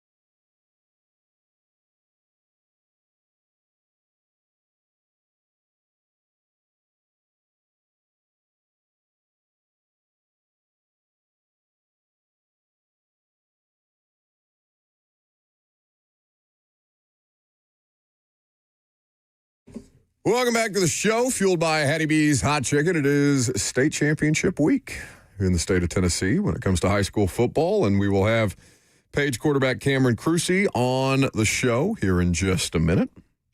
Lucas is doing a handful of state championship games, I believe 2 in Chattanooga this coming weekend. He's been doing some prep calls for them this morning. Who are you speaking with, or what games are you doing? Remind the audience. I know you said maybe yesterday what games you were going to be on. Both are on Saturday. I have the early game, 4A Blue Cross Bowl, 10 a.m. Central Time, nice and early for folks in Middle Tennessee to watch. Pearl Cone versus Alcoa. Alcoa winners of 10 straight state championships. 10 straight. Pretty good. But those were all in 3A. So now they move up to 4A to face Pearl Cone, who won the state championship 2 years ago. Should be a fun game.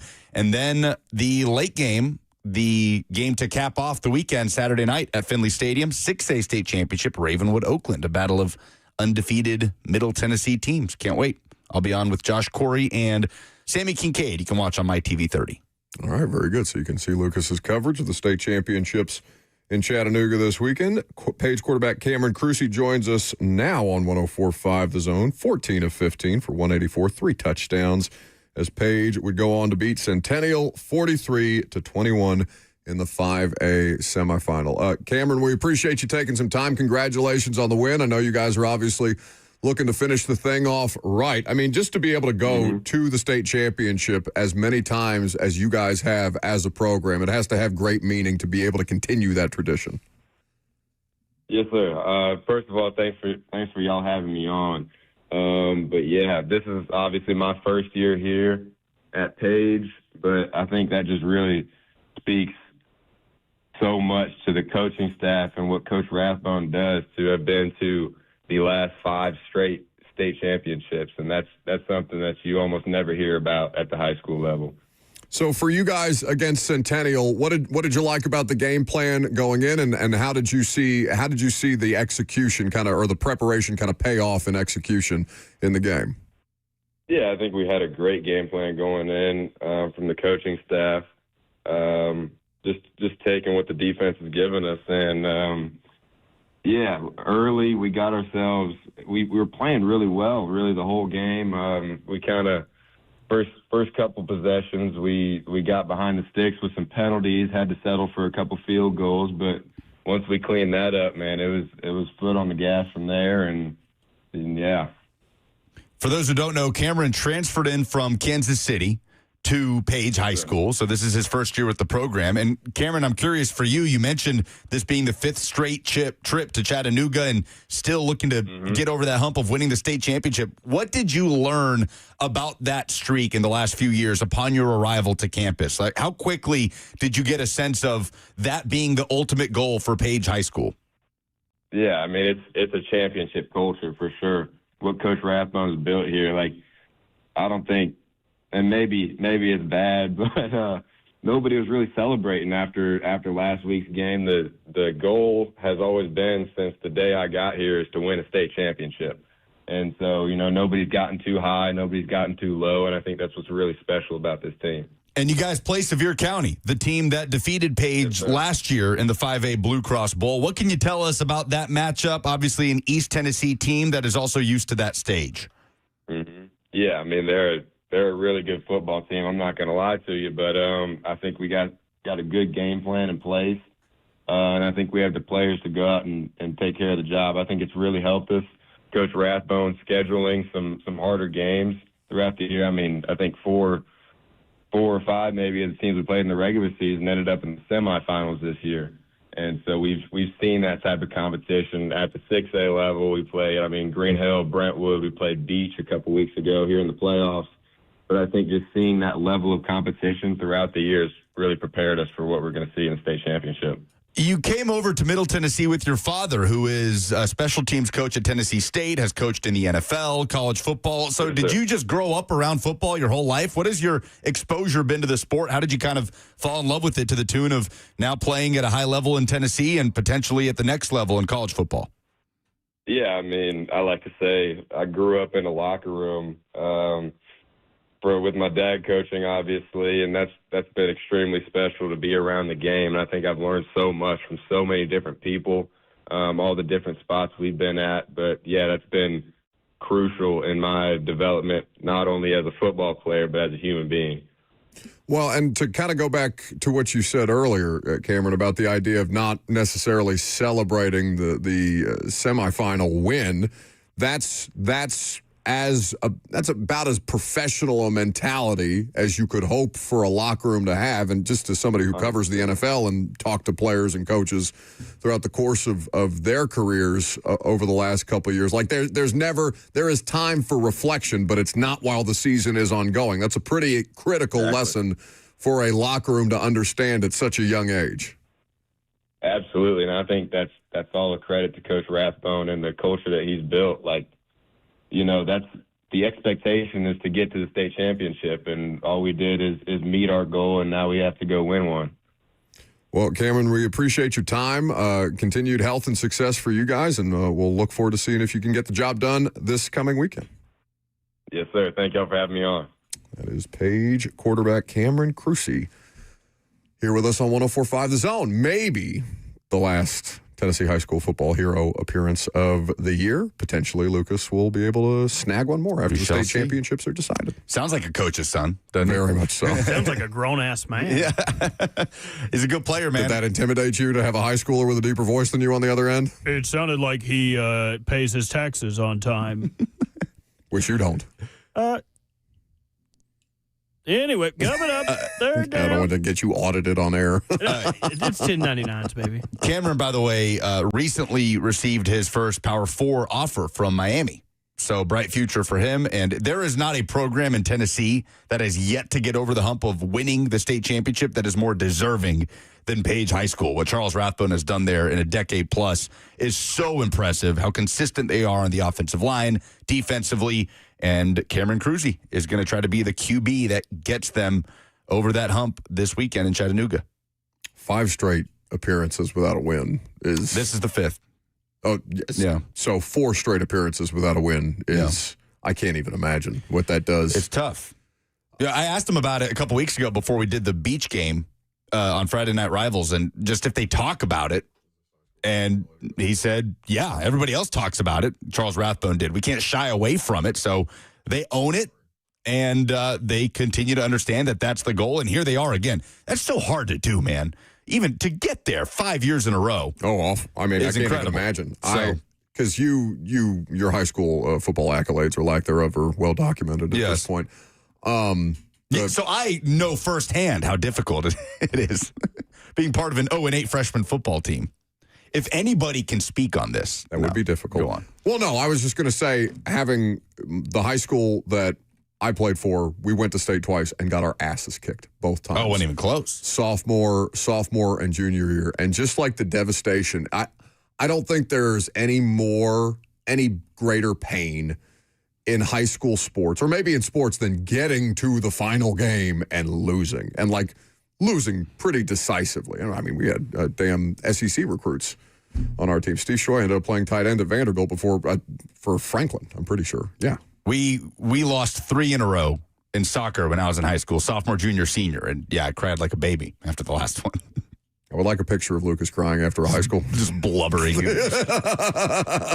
There's no such thing. Nobody can look good while crying, right? Like, there's no such thing as a good-looking crier, like these poor Tennessee fans that they were showing in the stands during the Vanderbilt game, just sobbing, ugly crying. Oh. What happened? There is some development in the Jared Curtis situation. What is the development? You'll find out next.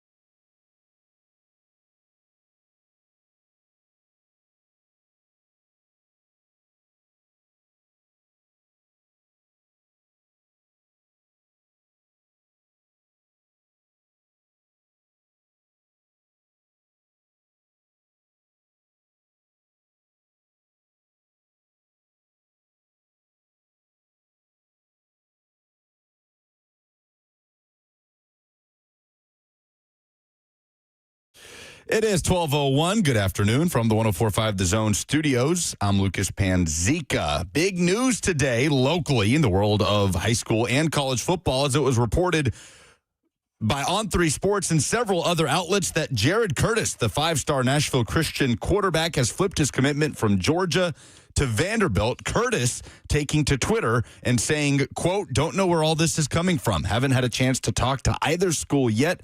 I will keep y'all posted."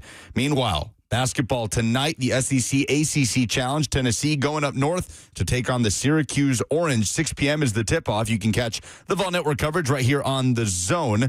And college football playoff rankings coming out tonight. The final ranking before the last ranking that will follow conference championship weekend. For all your foundation repairs and waterproofing needs, visit USSTN.com. Breaking news at once on your home for the Titans and Vols. This is 104.5 The Zone.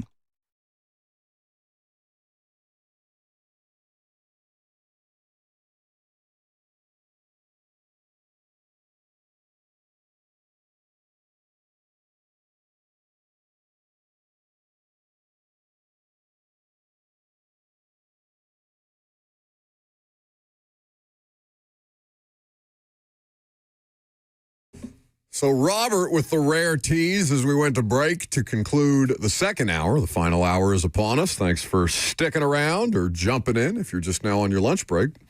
The tease was this. Lucas's breaking sports news update rightfully pointed out that several outlets, specifically On3 Sports with the first report, that Jared Curtis of Nashville Christian, a previous Georgia commit, a five-star quarterback, had flipped his commitment to Vanderbilt. We celebrated that because that's awesome for Vanderbilt. It's the biggest off-field moment for Vandy, arguably in the program's history, one could say. But Jared Curtis is at least publicly refuting the reports of anything that has happened, Vandy, Georgia, or otherwise. So Matt Murphy has tweeted me this. Noted Georgia fan. Many times over. Our buddy down the hall at WTN, the Matt Murphy Show is what time? 3 to 7? I believe so. Yeah, glad you know your friend's showtime. I did. I nailed it. Did you? I don't know. Yeah, you don't know. Yeah, you were right. You got lucky. Okay, very good. Anyway, Matt Murphy is very vigorously tweeting me now several times, tagging me in Jared Curtis's tweet where he says, "Don't know where all this is coming from.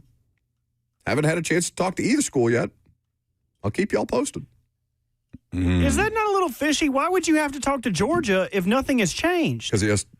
I haven't talked to either school yet. You were already committed. Why would you have to talk to Georgia? I haven't talked to either school? That language to me makes it seem ambiguous either way. It could very well be him just trying to quiet it down so he can have his moment on signing day. Yeah, I'm sure that... Which he should have that moment. If you're in this situation, you want to be the one to announce the big news because that would be, that you would be a hero for all time. And right now... Hayes Fawcett at On3 Sports gets your shine if you do, in fact, flip to Vanderbilt from Georgia as a hometown hero type of situation. This is the thing that I will cringe at sometimes when it comes to high school football and media and recruiting news, right? I don't love that. If he is flipping to Vanderbilt, I don't love that he didn't get to do it and it breaks. I guess it's huge news, though. It's huge news, and they're all making money. So that's where you kind of are walking that weird line of they're kids, but it's also a huge industry. Yeah, no, I'm with you to a certain extent. Like if it's stuff that could have just been left to the kid, well, he that's shouldn't have told nobody. Huh? He shouldn't have told nobody. The kid? Yeah. Oh, but this is stuff that could be coming. It comes from programs, comes from. And there's been smoke here. You don't run with something like that unless you have. If Hayes Fawcett, and I don't know Hayes Fawcett's resume, but he's somebody who reports regularly. But Steve Wiltfong reported it as well. I agree with you guys. But if you have to have two sources, right? Two sources minimum. Okay, so if he had to tell somebody for someone else to know, if he hadn't made a decision yet, outside of his mama, his daddy. You should have told nobody. If you don't want to leave, said something. Don't tell nobody. Yeah. I mean, if you're kind of bragging on your kid there for a second, as any proud parent would, you'd be like, just wait. He's going to change the landscape of college football in Nashville. He's going to go to Vanderbilt instead of Georgia. You are correct. You could just do the thing that is far easier said than done, which is to not say anything at all. But there is a human element of this where this is how news gets out anyway. People leak stuff all the time because people always want you to know that they know something, right? For sure. So Vandy also tweeted an hour ago, #believe, but spelling, you get where I'm going with this. Like believe with L-E-A in all caps with a gif of Clark Lee fist bumping. Yeah, why would they have tweeted that? I'm doing my Brian Windhorst. Yeah. Why would they do that? 1 hour ago. Yeah, this is something that seems like it's happening. But Jared wants his moment. He should have his moment. But it will be a seismic moment. In an off-season, I guess not, again, it's not even the off-season, but this is where we are. Off-season happens during the season. That has had a lot of earthquake seismic moments, it feels like, just in the last 3 days alone. Yeah, I mean, the Lane thing has taken up so much oxygen, understandably so. And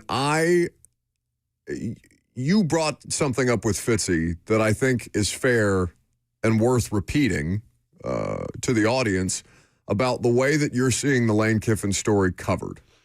I totally understand folks that take issue with the way it all panned out. Certain things that Lane could have done differently. It dragged out. It was a distraction for the team. Could he have told LSU, don't even talk to me until the season's over? I suppose, but also if he had an idea that he would want to take the LSU job, then you want to take that job and put yourself in the best position to succeed at that job, and that would be to take that job before signing day and hit the ground running, putting your staff together, all these things. There's reports about ultimatums for coaches, reports that Kiffin essentially tried to leverage gutting LSU's coaching staff to threaten the university in a way to leverage them into letting him coach through the playoff. I don't know what's true and what isn't. And if some of that stuff's true, then it's pretty shady. But in principle, the main problem that so many people seem to have with Kiffin is straight up the fact that he is leaving Ole Miss for LSU. And the amount of think pieces and pearl clutching that have come from national media voices, fans, just people across college football saying Lane Kiffin never changed. He's the same guy he was. Why? Because he's taking a better job? Because he's doing something that he said both Pete Carroll and Nick Saban advised him to do? Like, what are we talking about here?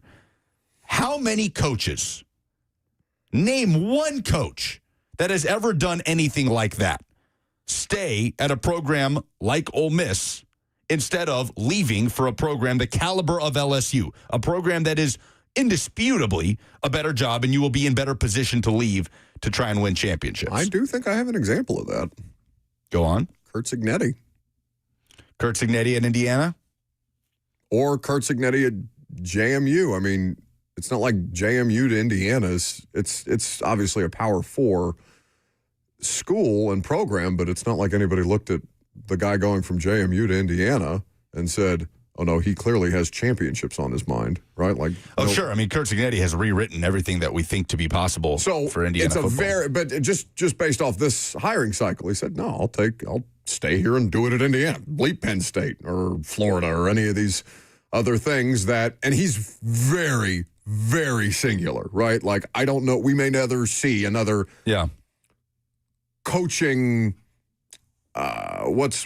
timeline like Cignetti's, right? This man is 61 years old. He's getting his first Power it's crazy. 4 opportunity, and all of a sudden he has a program that was the most, what's the word for they've lost the most games in the history of college football. The losingest program in college football history. Yeah, it's crazy. In college football, and now has them with an undefeated season after putting together a back-to-back win season and getting them in the playoff twice. It's nonsense. Yeah, it is pretty crazy. And look, Curt Cignetti staying at Indiana is something that is admirable, and he can be a legend there. And he has a path to championships there. He'll get a damn statue before Bobby does. But does that mean that we have to turn around and say that, okay, any coach that leaves for better opportunities is disloyal, is a bad person, is of course Ole Miss fans should hate Lane Kiffin. It is their prerogative. They absolutely should. No. LSU is a hated rival of Ole Miss's. So, that's kind of the beauty of college football, right? Like, somebody's going to be pissed no matter what happens. But vilifying a guy because of the straight-up principle of leaving one job for a better job makes no sense to me. No, Lucas, that's not why he's being vilified.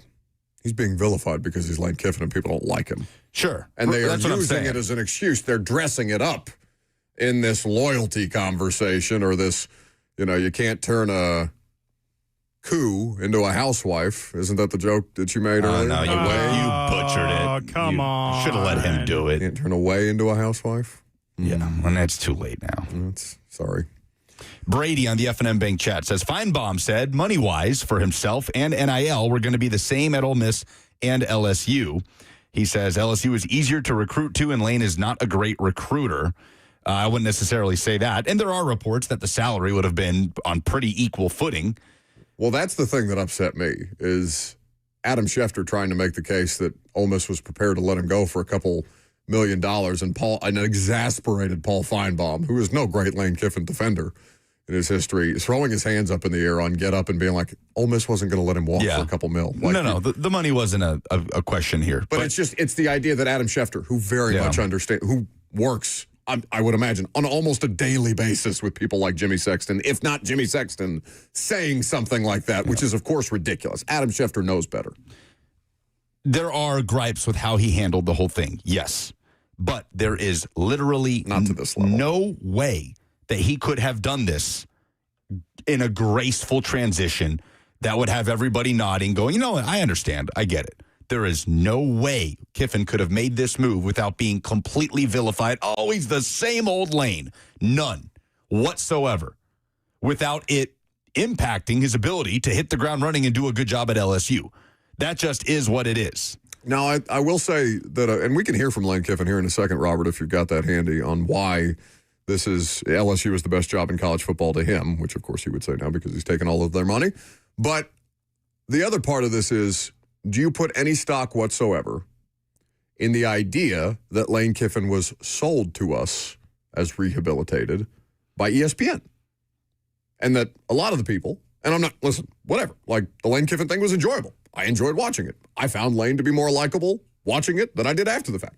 It had the desired effect, right? I'm sure it was good for Lane and his PR and his marketing people and all these different things that we were presented.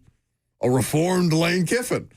And then Lane does the most obvious thing, and all of a sudden everybody's like, but you said. Yeah. You said he was different. Come on. It's fair. Yeah, you can separate those two things, but I think ESPN hurt themselves a little bit. Well, and Lane did too. I mean, Lane has done, has waxed poetic about being where your feet are and how priorities change and how happy. Lane has done a lot to make Ole Miss fans feel like, no, Oxford is home. This place changed my life. You know what I mean? He gave them that vibe. No, he's ours. Like it didn't feel like a mercenary sort of situation. But that's always what it was going to be because this is college football. And again, I present the situation. If Kalani Sitake leaves BYU, where he's a legend, his alma mater, where he played football, where he's been for a decade plus, for Penn State, then is he going to be a villain across college football? He's not Lane. Right. Lane is a villain because he's Lane. Yeah. People have made up their minds on Lane Kiffin 100 years before this. Yeah. And now you're just seeing some of those additional feelings bubble to the surface. He joins an elite club, by the way. Can you name the only other coach to be the head coach at USC, Ole Miss, and LSU? Orgeron. Yeah. And I hope he gets him on staff. I mean, there's no way that he doesn't bring that swamp monster home. Let me hear from Lane Kiffin about the LSU job. Robert, please. I'm very honored to be the head coach of LSU. I can sum it up by saying this place is different. And having been on the other sidelines in this stadium, this place is different. We have a lot of work to do with that. But I'm very grateful for the opportunity to lead one of the elite programs in all of sports. Extremely difficult decision. And in that, we tried every single thing possible to continue to coach the team through the playoffs and to continue to coach the players. In the end, that was their decision, and we totally respect that and appreciate the time and energy that we tried to figure out a plan to do the best thing at the time for those players. The last 6 years of my life have been the best 6 years of my life, and I owe that to all the players, all the assistant coaches, and the people of Oxford. It was amazing. It will forever be a major part of my story. I'm so grateful for those relationships and all of those people that I got to meet. But the opportunity at LSU, as I said before, is just different.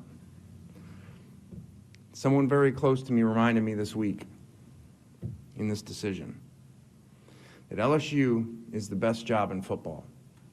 When you take the history, tradition, passion, and the great players in the state of Louisiana, no one can argue that when you're in Tiger Stadium on Saturday night, there is nothing like it. This place is built for championships with championship expectations. We understand that. But as an elite competitor, that's exactly what you want, and that's why we're here. That is Lane Kiffin at his introductory press conference in Baton Rouge yesterday. You have headlines? Yes. Thank you, Lane. One more time? Yeah, I got headlines. Next.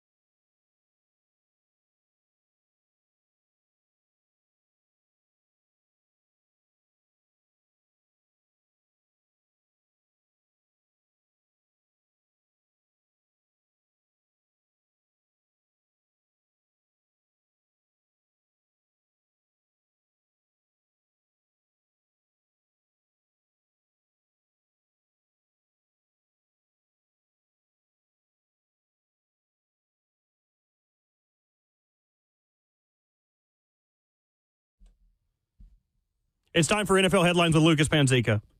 That, for those who don't know, is the Allman Brothers cover of the MSNBC theme. That is correct. Little remix there. Yeah. That's the bridge. So, Yeah. I don't know if you guys talked about this when I was not present in the first half hour of the show, when you were recapping the Patriots blowout win over the Giants on Monday Night Football. Did you mention Abdul Carter was benched for the first quarter? We did briefly. Okay. Like, this is happening, again, second time in 3 games now that the rookie linebacker has been disciplined. Interim coach Mike Kafka described it as a coach's decision. So we don't know. Carter was asked after the game why he was disciplined for the second time in 3 weeks. He said, bleep happens. I'm not going to get into details. Bleep happens. What has the Abdul Carter experience been in New York? Like, the counting stats don't jump off the page, and there continue to be disciplinary issues for a guy who is obviously a very talented player, the number 3 pick out of Penn State. Now, there are plenty of things said about players in the draft process that you just kind of shrug your shoulders at or have to consider the sourcing on. And one of those things was Abdul Carter and maturity. I remember that being a big point of discussion. He also had a legal situation that had popped up in the middle of all this where, if I remember the details correctly, and I don't want to misspeak, he accosted somebody, like a taxi driver or an Uber driver or something like that. I may be slightly off on the details there. But either way, that he had some behavioral stuff that he was trying to work through, or that they were trying to, that teams would at least flag, if not outright red flag. He's still a hugely talented player. He would go on to be the 3rd pick in the draft. So for Abdul Carter,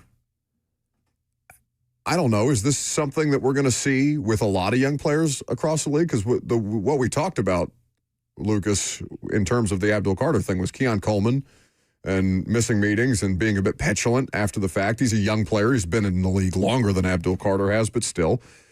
You talk about speaking with Titans players, in particular Arden Key and Jihad Ward, who have said, yeah, it's tough for us to reach the young guys. There seems to be a generational disconnect there on how it is that we're trying to get a message across about how it is that you need to act like a pro. Jackson Dart is a different example of this, right? Where he's just being flat out stubborn, if not obstinate, about the way that he needs to protect himself for not just, it's not even just about him. It's about his teammates. If you want to give the Giants a chance at success, you have to be out on the field, bud.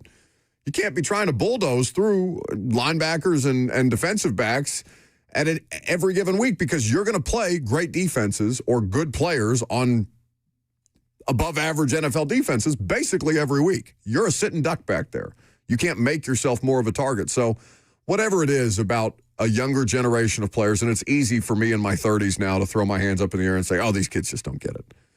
But I don't know. I feel like we're seeing a lot more of these instances. At least they're more covered than they were, and a part of it is because a lot of these athletes of a younger generation are on social media and expressing some of their distaste or displeasure with how things are being handled around them.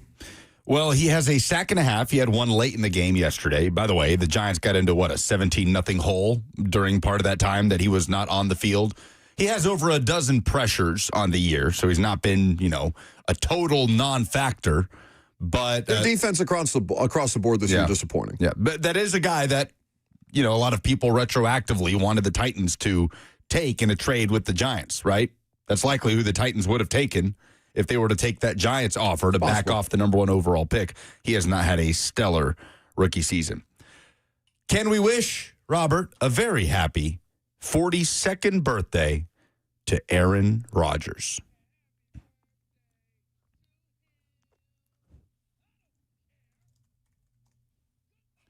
Steelers lost to the Buffalo Bills. They continue this little slide that they're on at the moment. 26-7 was the final. That's back-to-back losses. They've lost, at this point, 3 of the last 4 against the Bills, the Bears, and the Chargers, with a win over the Bengals sandwiched in. And Pittsburgh now is 6-6. Did you guys see Aaron Rodgers just, Even just a picture of him on the sideline of this game. Oh yeah, he looks like he got mugged with the bandage over his nose, and his helmet has always been ill-fitting. Like it just looks a bit goofy on him. Someone said he looks like he tried to rob Kevin McAllister's house. Yeah, he had the beanie on, the gray beard, and bloody nose. I wonder if his new wife is the one dressing him like that. She who must not be named. Yeah, we never learned who it is, right? This mystery civilian. That, I do. Why? Just so you can ogle pictures of her on the internet? No. There's no follow-up? No. I would never Has do he such a ever thing. dated an attractive woman before, like a race car driver or someone that looked like Mystique? Or movie stars? Mystique? Yeah. Who's Mystique? An X-Men who can change her. She's not really an X-Men. She's on Magneto's team, like the bad guys, but she can change her size and shape and form to fit anything else. Okay. She's hot. She's got blue skin. Oh, Jennifer Lawrence plays There you go. Mystique. What? Jennifer Lawrence is the blue woman on X-Men. I haven't seen an X-Men movie with Jennifer Lawrence in it. But you might not recognize it. Am I old? Is the last X-Men movie I saw was Hugh Jackman. Are we aged out of Hugh Jackman? You're not, I'm talking about the woman who is completely blue in the X-Men movies. Yeah, but that wasn't Jennifer Lawrence. That is Jennifer Lawrence, yes. No. Have you seen Avatar? She's also the blue woman in Avatar. Jennifer Lawrence is not in the X-Men movie that I saw with a blue woman. Yes, she is. No, look up the first X-Men with Hugh Jackman in it, which is like a 2002 vehicle or something like that. I swear to God, Jennifer Lawrence would have been like 10. No way. There's another blue woman out there. I'm looking it up. All right. She's definitely not the one in Avatar. That's Zoe Saldana. No, she is. I don't even know who that is. It's probably Carmen Electra in the one you saw. Carmen Electra? But is Mystique even in? Yeah, the first She X-Men. is blue. She does not look like a person. What do you mean? Is Mystique even in? The first one came out in the year 2000. Okay, so Carmen Electra played Mystique in Epic Movie, which was like a scary movie variety making fun of superhero movies. Okay, but in the Hugh Jackman, Halle Berry. What was the name of the movie? I don't know. X-Men. X-Men First Class, Days of Future Past, Apocalypse, or Dark Phoenix? Because Jennifer Lawrence played her in all of them. No. Not those sound like new. Oh, you're new, talking like, about Rebecca Romijn. The one that, Rebecca Romijn? How do we say her name? So it's not Jennifer Lawrence. So I'm right. In the first you're one, still wrong. What's the year? You're still wrong. 2000. Okay, I win. No, but Jennifer Lawrence played Mystique more than Rebecca did. Yeah. She's only Rebecca Romijn. I knew she was famous. I just never knew how to say her I name. love her lettuce. Aaron Rodgers, in the last 36 days, 5 games, 0 of 13 with 3 picks on 20-plus yard air passes. Did you see or hear him get petulant afterwards, where he's blaming Jonnu Smith? Yeah, and but also other... giving him credit. Like That's right. he does that a lot. Where He's passive aggressive. Yeah, run the right route. I threw an in-breaker. He ran an out-breaker. Jonnu's a pro, and I'm sure he's sick about it. I love that. Like that little jab. Like it was completely his fault. I'm sure he's sick about it. It only took us 12 games for him to get passive aggressive and miserable. You, Aaron Rodgers. Yeah, I thought it might be earlier in the year, but no. I'm sure he's sick about it. Cracked me up after completely throwing him under the bus. Jonnu looking around. What the bleep did I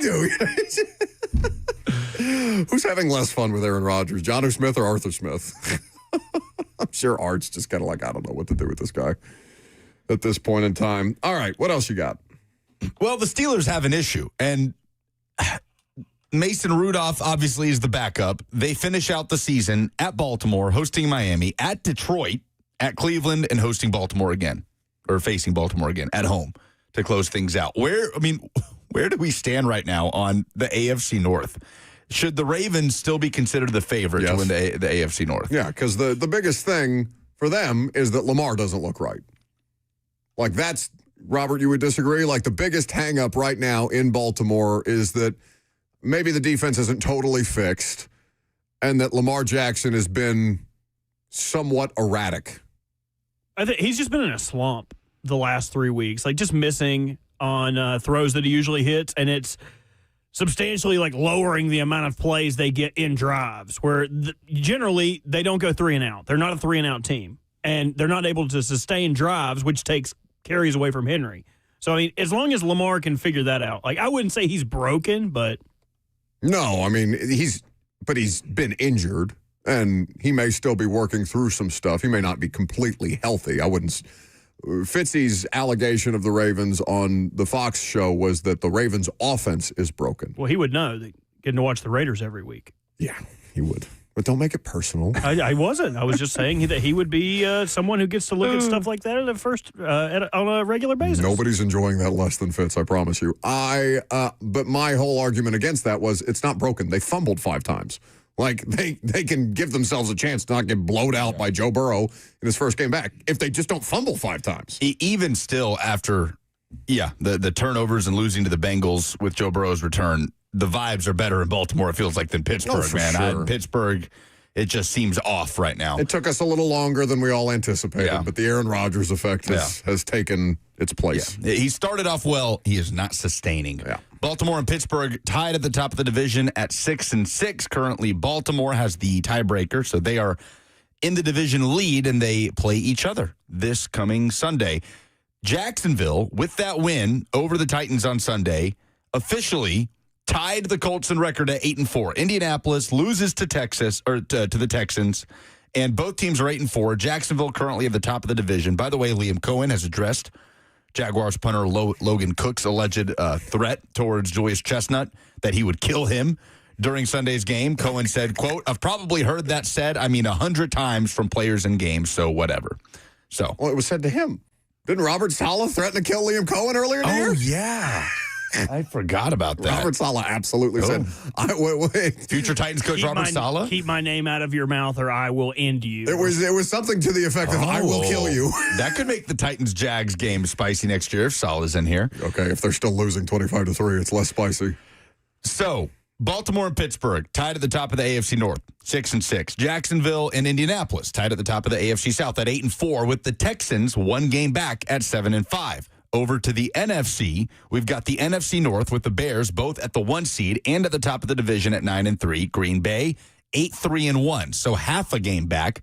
Tampa 7-5 at the top of the NFC South. Carolina 7-6 right behind, and the NFC West is Rams 9-3, Seattle 9-3, San Francisco 9-4. Most interesting divisional race down the stretch in the NFL is what? Of all of those, it's got to be the NFC West. Right, just because the quality of the teams. Shannon Vrabel is still favored for Coach of the Year. He has been since week 10 at this point, and 10 wins in a row. No matter, again, their schedule is the worst in the AFC. They finally will. It toughens up here in these next 2 weeks where they play the Bills. Honestly, Lucas, I don't even Ravens. care. They've won 10 games in a row in the NFL. That is... Oh, for sure. The Broncos have the 3rd worst strength of schedule in the AFC, and they've won 9 in a row. Yeah, Drake May's your MVP favorite. He's awesome. And Stafford, just because he lost to the Panthers, shouldn't be dinged too much. Yeah, 3 turnovers. And he hasn't had turnover. He hasn't had an interception in, many months at this point. So for Stafford to have a down game, okay, that's fine. I still think Matt Stafford should be the MVP favorite, and I think that the Rams are the team in the NFL that I trust the most. But to answer your question, it's the NFC West. Kyle Shanahan should be the favorite for Coach of the Year. It's outrageous what they're doing. Indeed. I agree. That's pretty crazy to have 3 teams that are 9-4 or better at this point in the year in the same division. And the Cardinals are kind of, they're around. Just in the basement at 3-9, but they've obviously lost a ton of 1-score games. How about the Bears? I feel like the Bears have been the least talked about. I mean, Vrabel has won the hearts over of everybody in the NFL. Everybody's following the Patriots and Drake May. I feel like the Bears are not Ben Johnson's getting plenty of attention. I guess so. I feel like we're not talking about the Bears enough. Well, why would we locally talk about the Bears? The Vrabel thing is obvious for us, but Ben Johnson is doing a great job. Caleb Williams appears to be on the right track, and Chicago's offense, maybe it's not quite the Madden, creator roster you thought it was going to be when they drafted Colston Loveland, who's been good. Rome Odunze, Robert, where are you on Rome Odunze as a player? He's awesome. He is awesome. Yeah. It is Caleb and his accuracy issues. I have no problem with Rome whatsoever. Yeah. I think that's the analysis of most people who are watching the Bears on a granular level, is that Caleb's still got some stuff to clean up. They're not winning despite him necessarily. It's not like quite a Trevor Lawrence situation where you don't, I look at Trevor Lawrence and say, I don't trust you. I know you're 8-4. I know you're leading the division.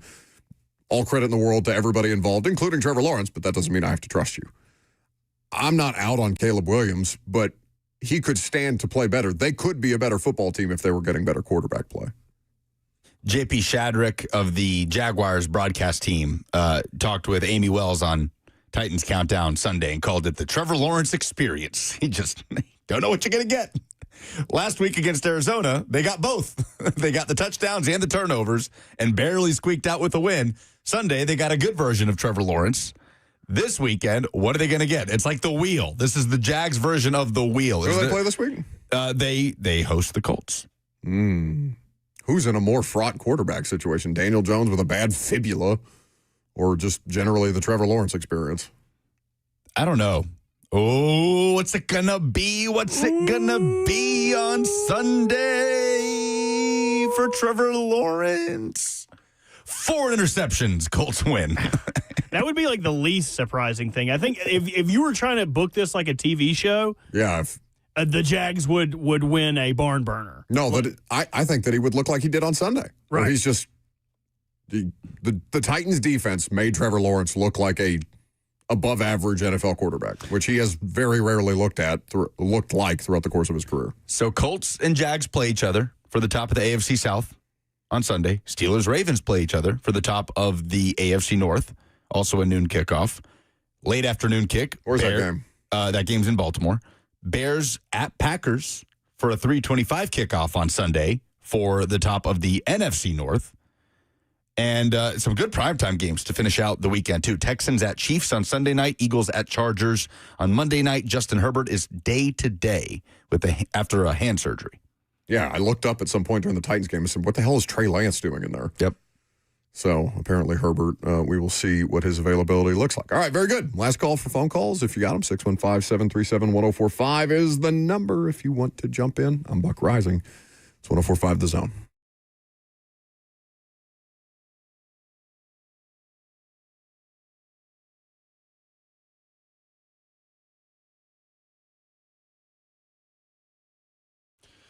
Oh, it's about lunchtime. That means Hattie B's. If you're anything like me, lunchtime, it's the best part of the workday. You're tapping your foot, you're looking at the clock, you're thinking anxiously about what you want to get for lunch. I have your answer. It is any one of Hattie B's 7 Middle Tennessee locations. The factory at Franklin, Lower Broadway, Melrose, Midtown, Nashville West, even the Nashville Airport, and at Nissan Stadium. When the Titans come back home, you can get Hattie B's famous hot chicken in the stadium and let it fuel your watch party. This weekend, we've got state championship action in Chattanooga. We've got conference championship action, a loaded NFL slate. There's no better way to fuel your watch party than a big old bucket of Hattie B's hot chicken. Get a couple quarts of their incredible sides. My personal favorite, the pimento mac and cheese. Head to HattieB.com to peruse and download the Hattie B's app today. You get a free dessert literally by just downloading the app.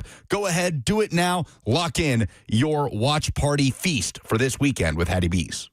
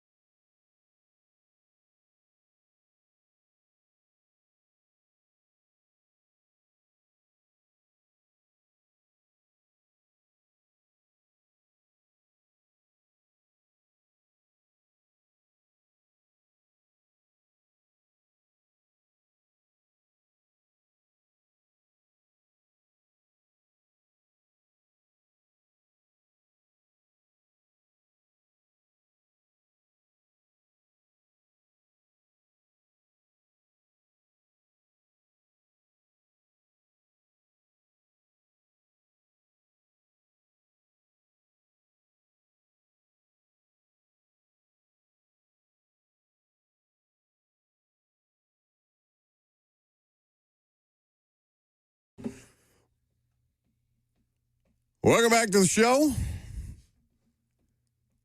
Fueled by Hattie B's Hot Chicken.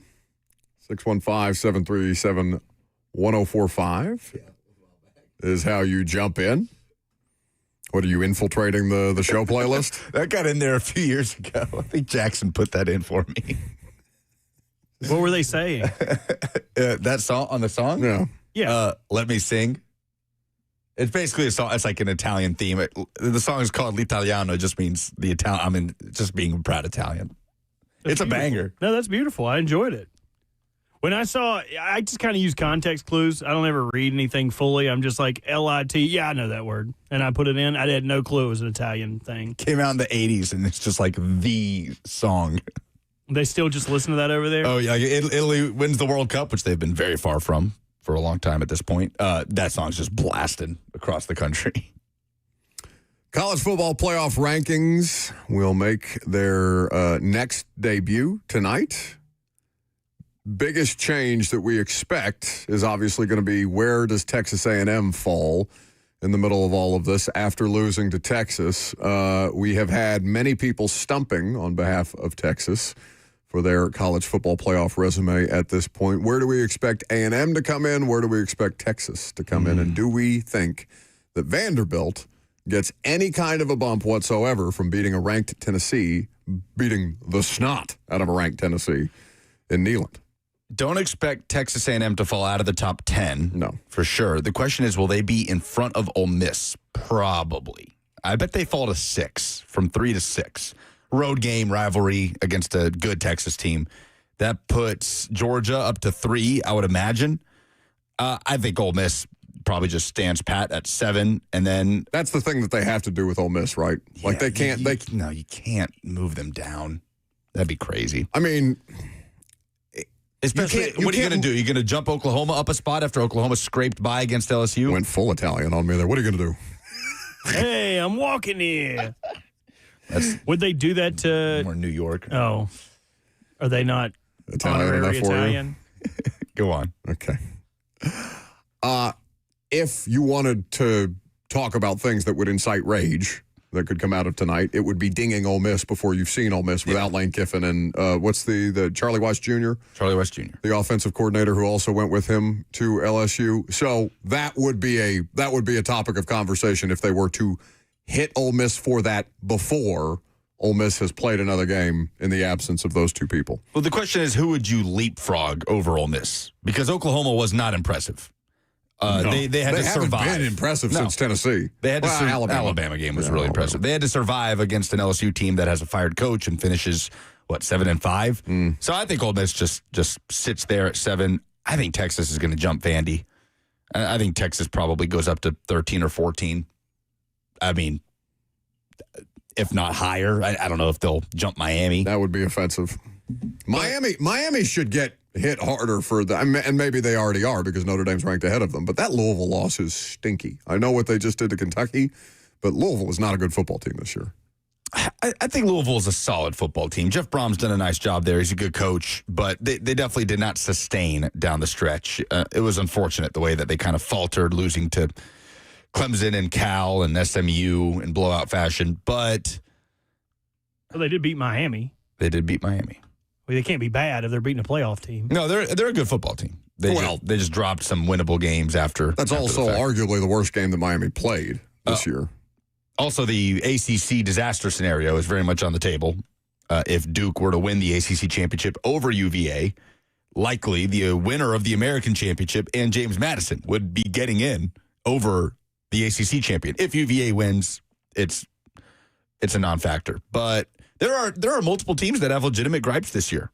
Last year, who are the teams that were banging on the table over being left out? It was Bama, Ole Miss, South Carolina. All were 9-3, where it's yeah, but you've got 1 or 2 losses that are just unacceptable. This time, we've got a 10-2 Vandy. We've got a Texas team that's 9-3, but also could easily be 10-2 if they didn't schedule Ohio State, and they played Ohio State closer than anybody. The Florida loss is glaring, but there are multiple teams that have legitimate gripes that are going to be left out this year. That just is what it is. Polls.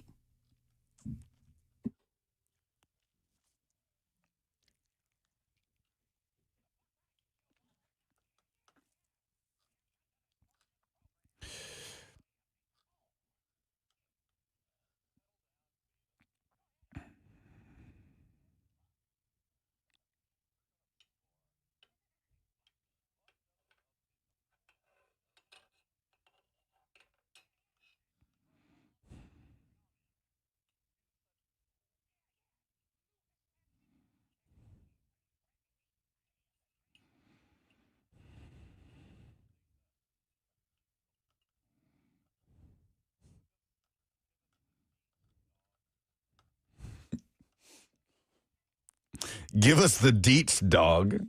Always gets me. Presented by Two Rivers Ford. What in sports made you say, oh no, this weekend? I was going to say Penn State being the first to fire their coach and then still be sitting here without a head coach after everybody else has made their move. But the Jared Curtis news ran all of that over. Ashley says Lane Kiffin pretending to have a dog. So there is controversy here over Juice Kiffin. Does anybody know the details here? I have no idea what you're talking about. The dog stayed in Ole Miss. Apparently, they're taking it to a glue factory. Oh, no. But Juice Kiffin, the lab that Lane had that was very popular on social media, allegedly didn't actually live with Lane and is staying back. It's just a bit, a mascot, however you want to put it. But I don't think that Lane dog has a good home. I don't know if Lane was actually caring for the dog. People are very up in arms. If that's true, then that's more egregious than anything that he's done here that people are villainizing him for. I'm sure the Elmers will take great care of that dog. That's the name of the farm, the glue farm? Well, that's the name of the biggest glue factory I can think of. Who's been the best hire of the college football coaching carousel? Again, you get no engagement on these. Kiffin. They were alleging that you didn't even put these out. Kiffin. I mean, you did eventually. Which rookie quarterback has impressed you the most? John says Cam, he hasn't thrown a ton of bad interceptions. He's protected himself well, hasn't gotten injured like previous young Titans quarterbacks. Low bar, but there are things here he can build upon. We have a submission for Jackson Dart, a couple submissions for Dart, mostly submissions for Cam. All three of us said Dart. But it's not by a lot. No, I mean, Dart has the most wins of them, and it's 2. Yeah. But I think I would have liked, I think that Jackson Dart, with more healthy pieces and parts around him, I would have liked to see what that looked like with Malik Neighbors and Cam Scadaboo. I think there's also an argument to say that this quarterback class got put in the worst situation any rookie quarterback class has ever been put in. Like, 2 of the guys went to battle against each other. Cam came here. Jackson Dart went to a team that also, even though he ended drafted in the top 10, it ended up being drafted by some stud. And Shuck is in New Orleans with the shades of Alvin Kamara, who didn't even play last week. Imagine being the Giants knowing that you drafted 3rd and the Patriots drafted 4th and they're winning 11 games. That draft class. Pretty good. Crazy. Pretty good. Everybody good except J.J. McCarthy, it seems. And this, yeah. Well, I thought you meant the Patriots draft class this year because that's I'm talking helping about them. The QB class, Drake May's QB class. Right now. With absolutely. Caleb Williams and the like. Those the polls? Yes. Very good. That's the show. We are off prime time tonight, Robert and me, so you can enjoy that at 7 p.m. Central Time. We'll be back with you tomorrow morning at 10 a.m.